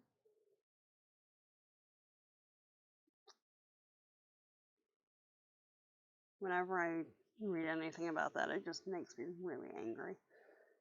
Has done for decades, but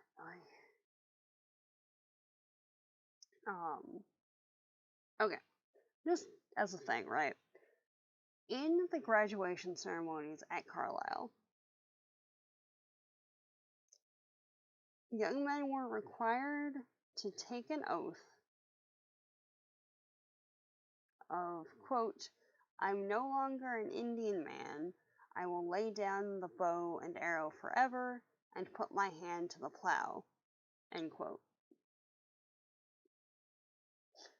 So, just as a thing, right?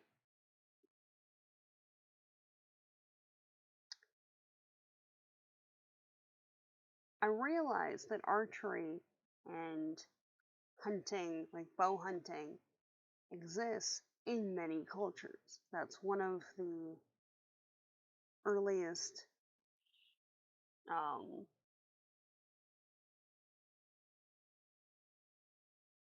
complex hunting advances for like distance hunting, right?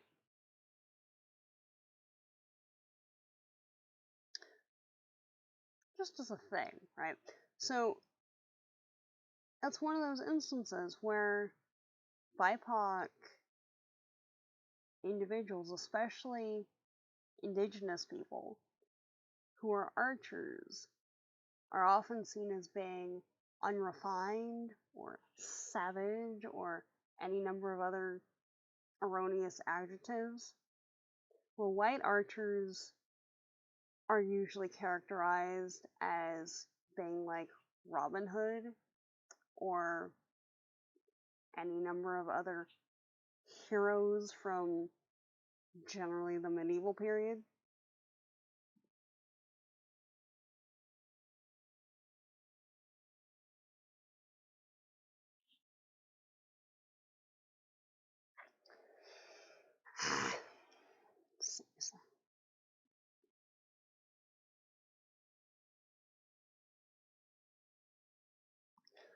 Also, one of the things, right? Sweetgrass doesn't really propagate well from seed, but it naturally produces rhizomes that, when planted, grow into new plants. The plant is associated with generosity and reciprocity and community thankfulness, that sort of thing. So it's like it naturally wants to be given as a gift, as a full plant. And sweetgrass is a healing medicine, and a smudge of sweetgrass invokes kindness and compassion. So it's just, yeah, I love that. Yeah.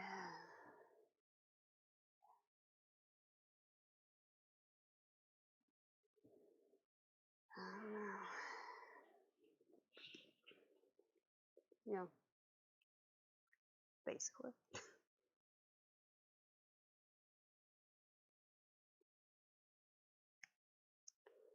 Okay. So, Umbilicaria, the belly button of the world, is the next one. And, when you're listening to the audio, for, anyone who has not at this point, phallus with a T and phallus with a PH sound very similar. And when you're talking about the anatomical structure of lichen, and the phallus with a T is attaching the structure to the rock that it's sitting on, and you keep hearing that repeatedly throughout the essay,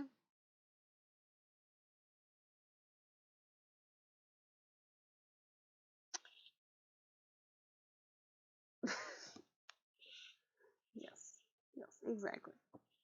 And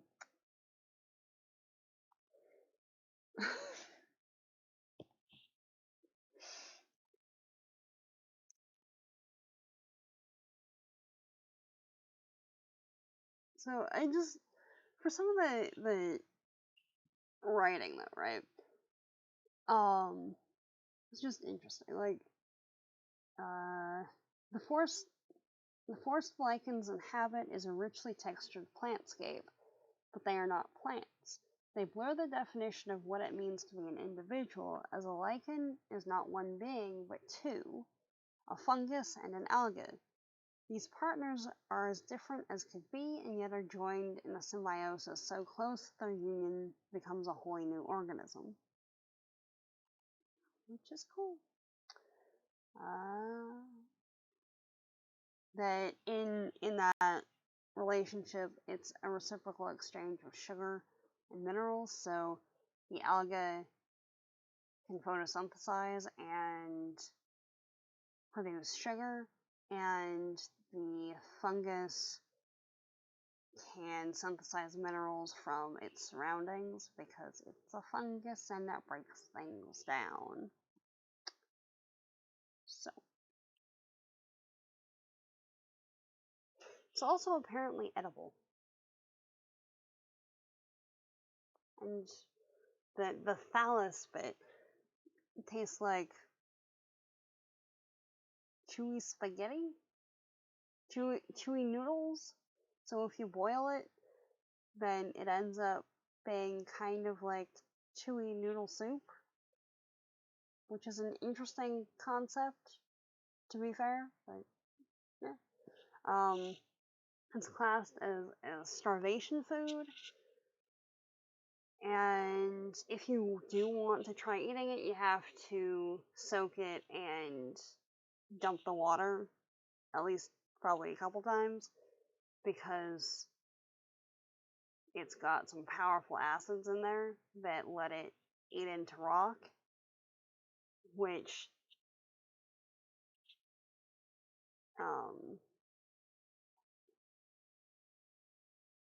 is, well, I mean, it's really the same process for a lot of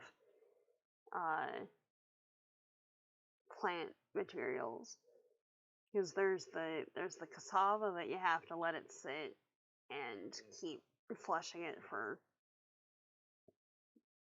I want to say, a couple weeks. It's been a while since I looked at that one. For certain potato species, you have to do the same thing if you want to eat them. So, yeah.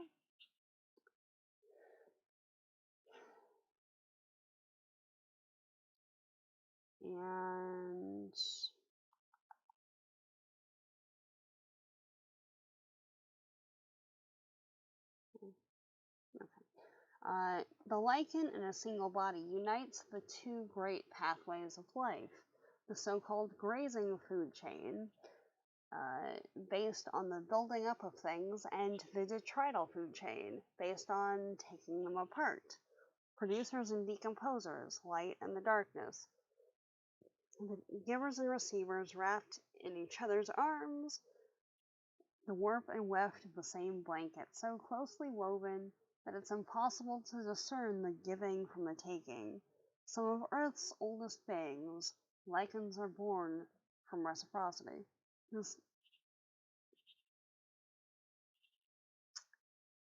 They're usually so, like, unassuming, just chilling on a rock or something, but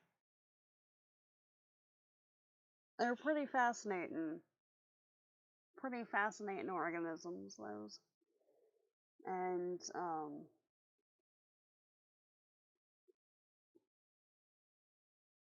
oh, yeah, this one. I suspect that lichens will endure. We could too if we listened to their teachings.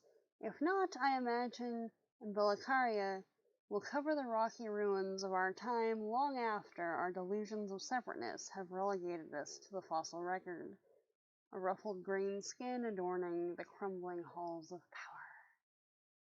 Which, yeah, if humans continue to think that we're, separate from the entire rest of the surrounding ecosystem, it's a bit erroneous at best, honestly. So, gotta get a handle on that. Yeah. So, got that. Then we've got old growth children, and Witness to the Rain is pretty short at the end. And then that's it for part 4.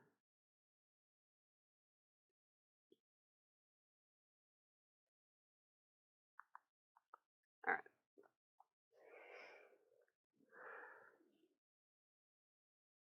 Oh, yeah, and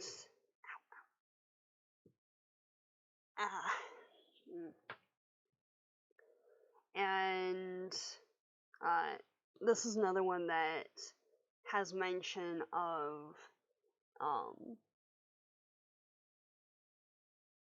being alone but not really being alone, or being alone but not being lonely per se in the forest.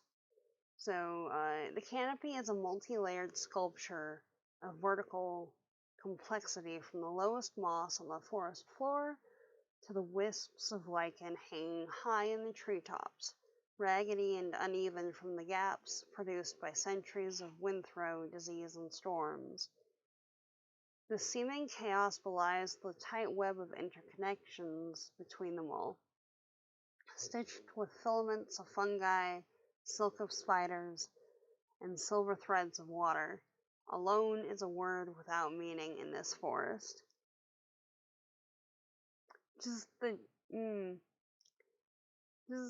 just the lyricism in some of the descriptions that she's got going in here. It's just awesome. And in this one, we're mostly following the cedar. So yeah.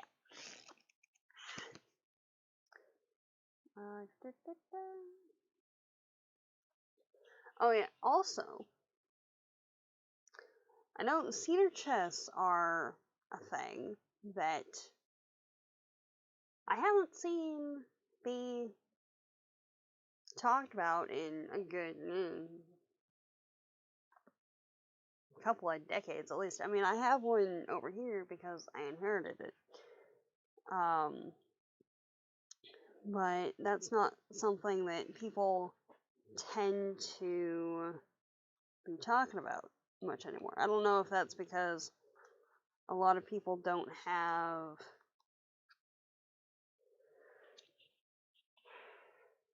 natural fibers that moths are trying to get at, or because the cedar wood is restricted, or what exactly. But cedars are a very slow growing tree, and they're also really good to use as timber and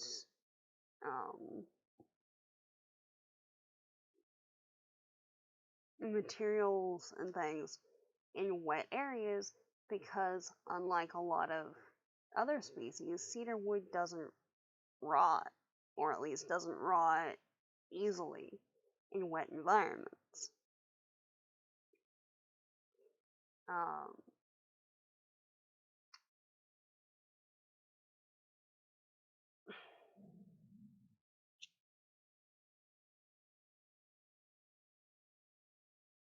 Don't think that transmitted, but if you just heard a weird sound, it was probably my stomach growling.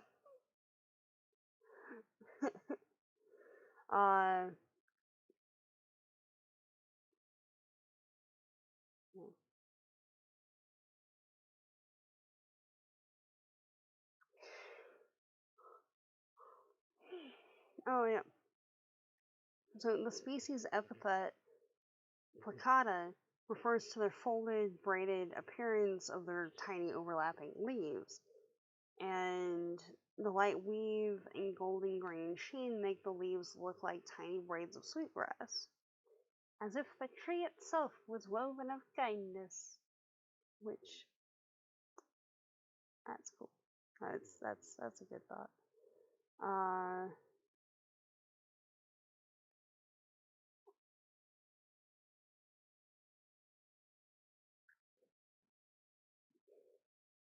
And in the narrative for this particular essay, it's following a guy who's trying to essentially rebuild the forest that used to be in a space that had been clear cut for logging.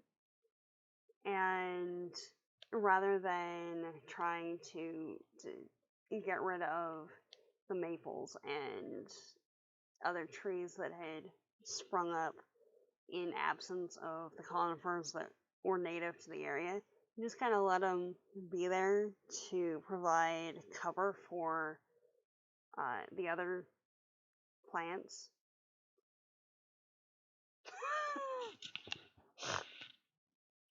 Alright, no worries.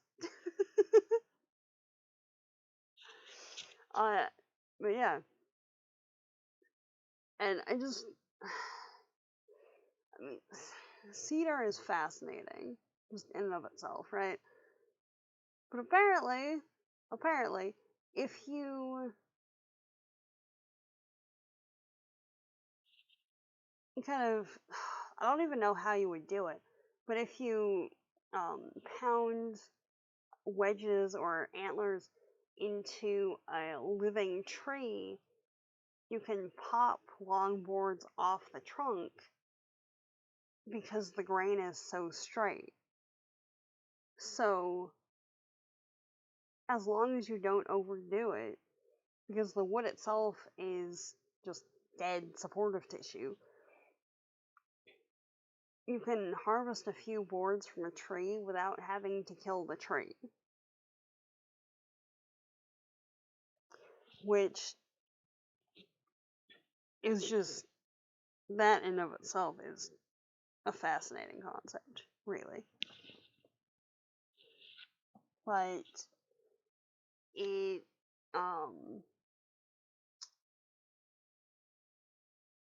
it's kind of, it redefines ideas about what sustainable forestry is and what it can look like and stuff. Yeah. And the cedar is kind of remarkable because it has a particular chemistry that both has medicinal properties for humans with the antimicrobial compounds and everything, but because it's also resistant to fungi, when there's a fungal outbreak in an area, it's pretty well immune and can just power through, which is kind of fascinating with that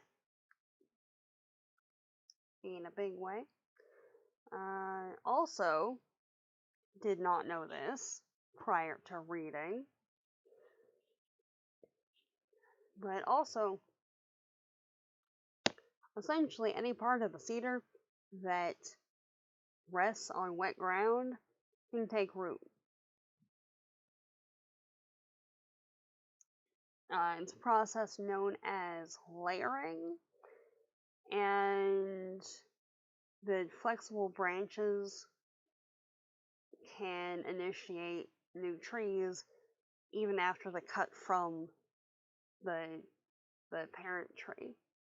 And there's an idea that native peoples probably tended to grow cedar groves by propagating them that way, much as you would take a cutting from a monstera or particular succulents from the looks of it.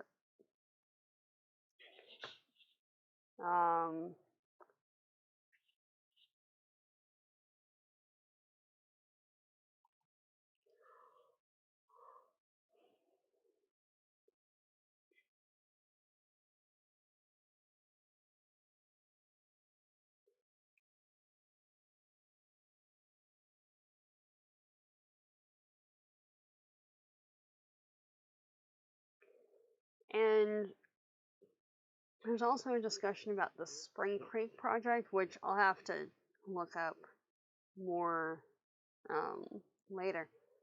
But it's, what's the description?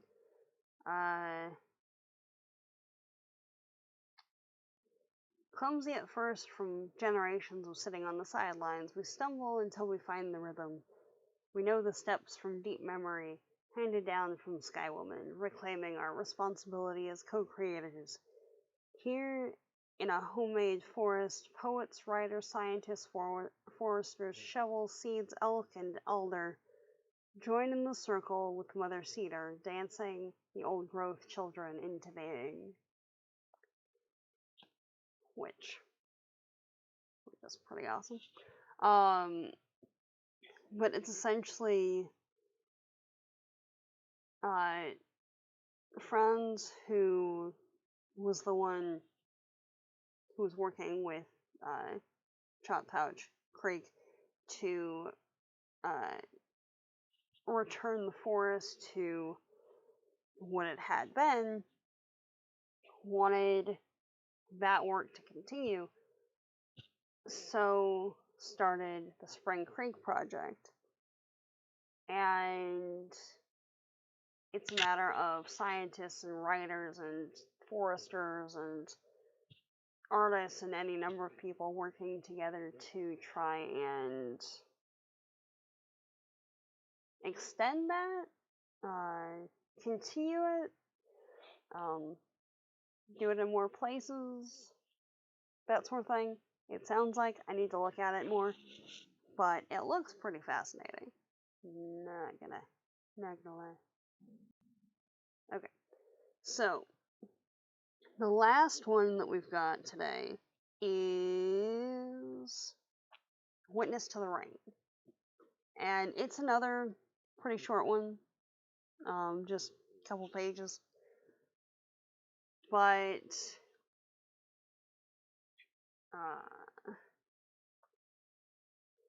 it also has kind of a theme with the loneliness and things like that. With the author starts, I cannot bear the loneliness of being dry in a wet world. Here in the rainforest, I don't want to just be a bystander in the rain, passive and protected. I want to be part of the downpour, to be soaked along with the dark humus that squishes underfoot. Which I fully understand. I get it. Totally. There's just something about being in the middle of a downpour in a wild space.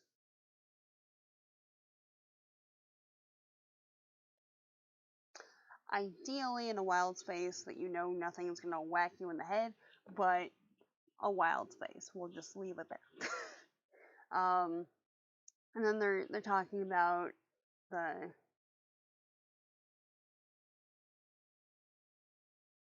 Hypodermic Flow.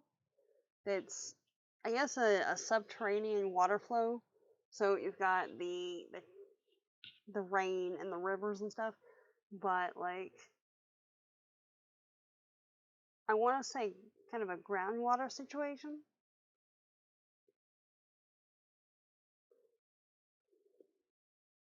So water that's going directly to the roots and whatnot. And then there's also a narrative of like what is time, because humans have essentially created time, the measurements of time, and depending on what being is in play for the discussion, time means something completely different. Because if you have a span that's like 200 years, let's say, the cedars and the redwoods are still really young at 200. The river is just kind of a blank, because a river, in order to carve out any part of the landscape, needs thousands of years, if not more, generally. And then the rocks themselves are millions of years old most of the time. And then there's people and the other wildlife in the forest who have much shorter lifespans. So 200 years for humans is like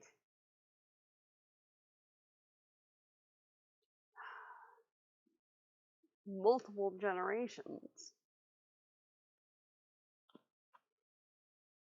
like 3 lifetimes, essentially. For any of the other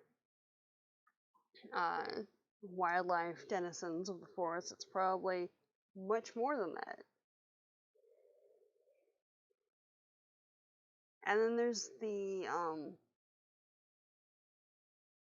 there's a description of tannin-rich water, either from alder or from moss, that because the tannins have an effect on the water, instead of just dripping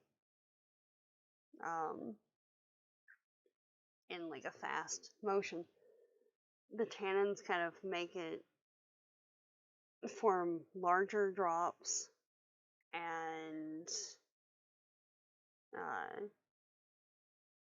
then you get into a discussion of how the relationships between things impact how they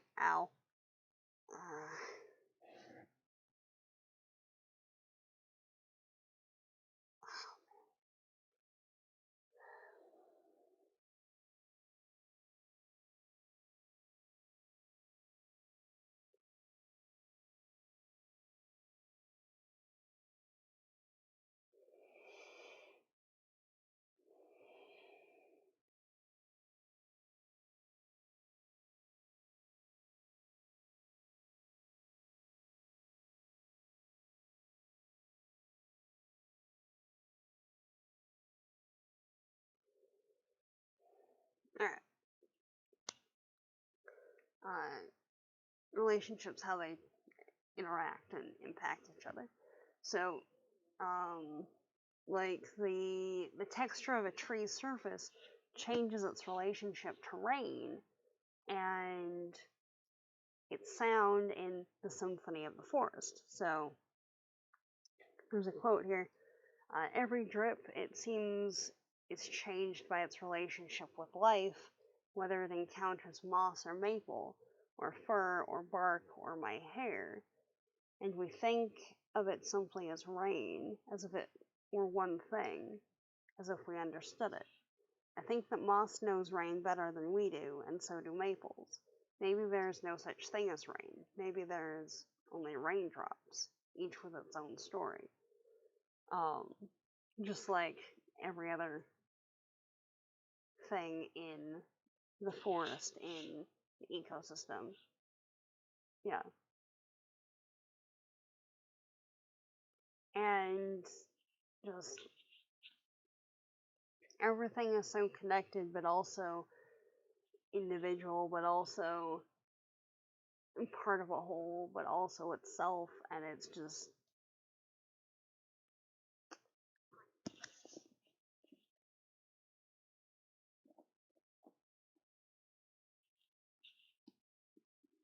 yes.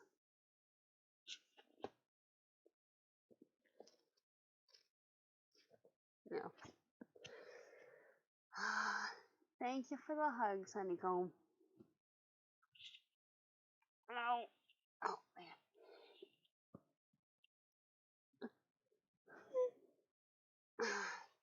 So, yeah. I have not been successful in dancing between raindrops, but it's fun to try. So, yeah, that is it for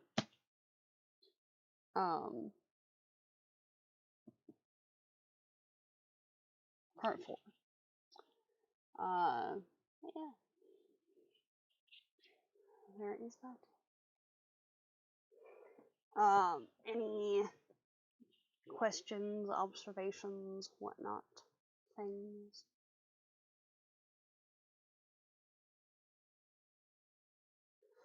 I was thinking that, yeah, that's definitely on a list of things.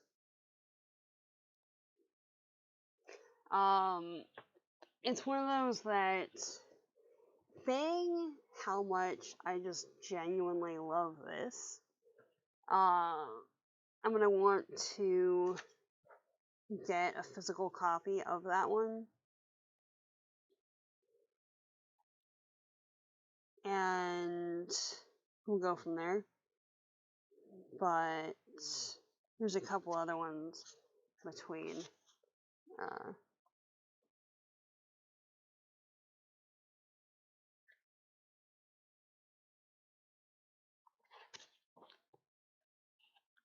Here and there.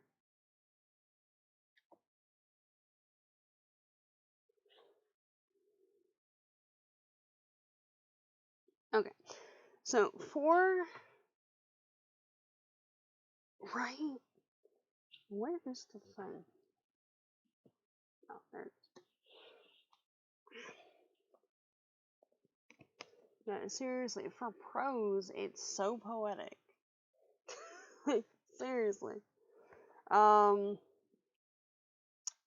So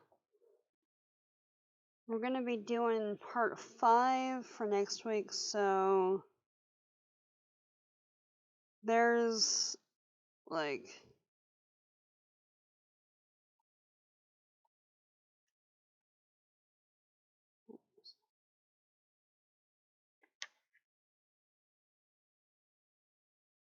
okay, it's just a one-page thing. How much is in here?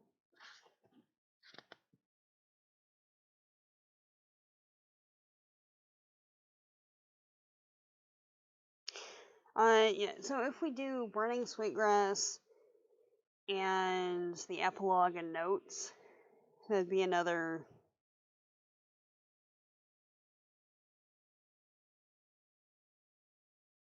like 6 pages. So let's do that. But yeah, if anyone has not been reading this guy, would highly recommend so much. Yeah.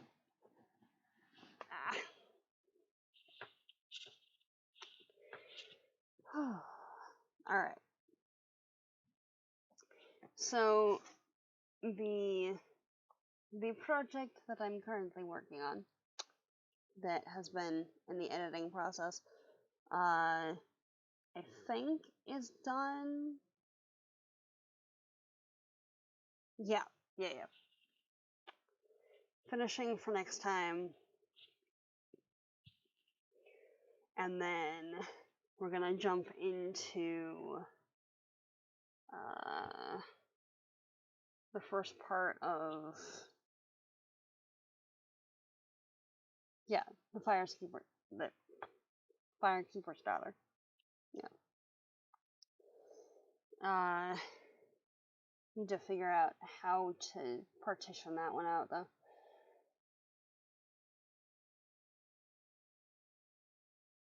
I mean, in 5 parts would probably work, really, because then we can actually get into it. But yeah, it should be good.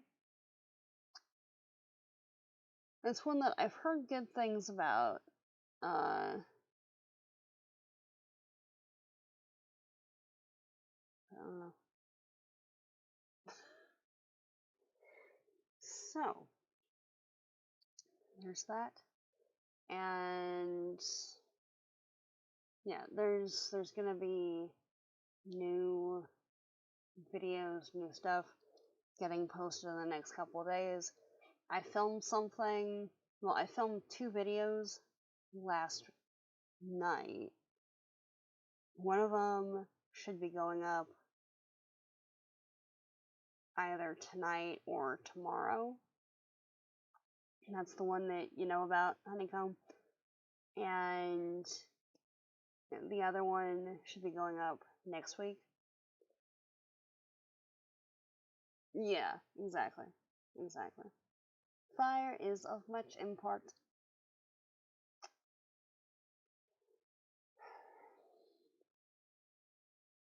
And yeah. So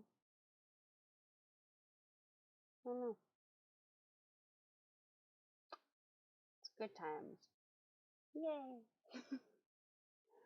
Yeah, and I finally got the Oleander episode for the podcast finalized yesterday. I haven't uploaded it to the podcast site though. It's on YouTube, but it's not on the pod yet. Wow, okay. Need to do that. I was trying to do it last night and my computer kept trying to shut off, so that didn't happen.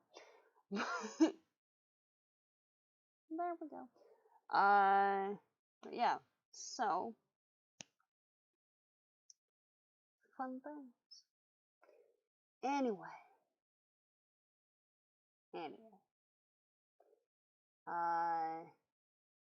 Yeah.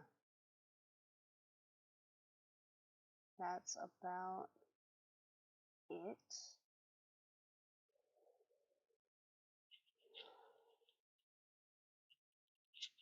The next,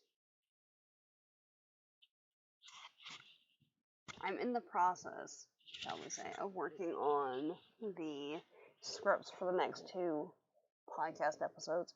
So we'll see when I can get those up and stuff.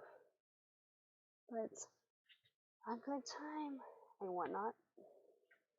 All that. Anyway, so, anyone have any follow-up questions or analyses or just general what have yous and things? Because as much as I'm enjoying hanging out and stuff,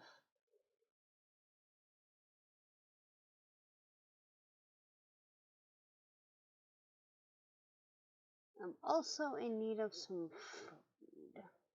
So,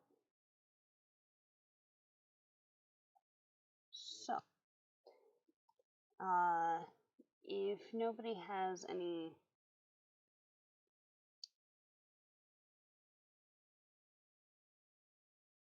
pressing questions or whatnot, then we can. Oh no! Come on, get back here. We can do. Do we want to do a raid? Do we want to just end stream? I don't know. Can you not be doing that, Twitch? What are you doing?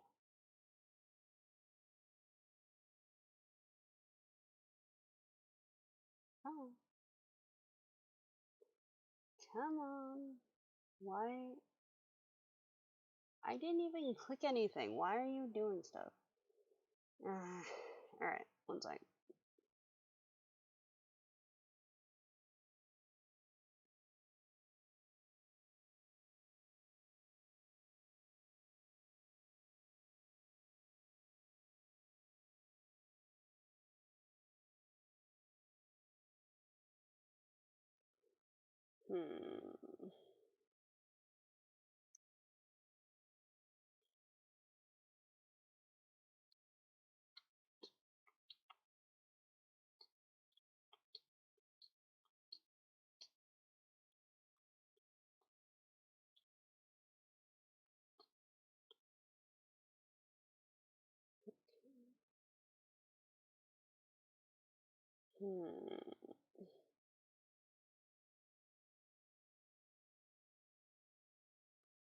Alright.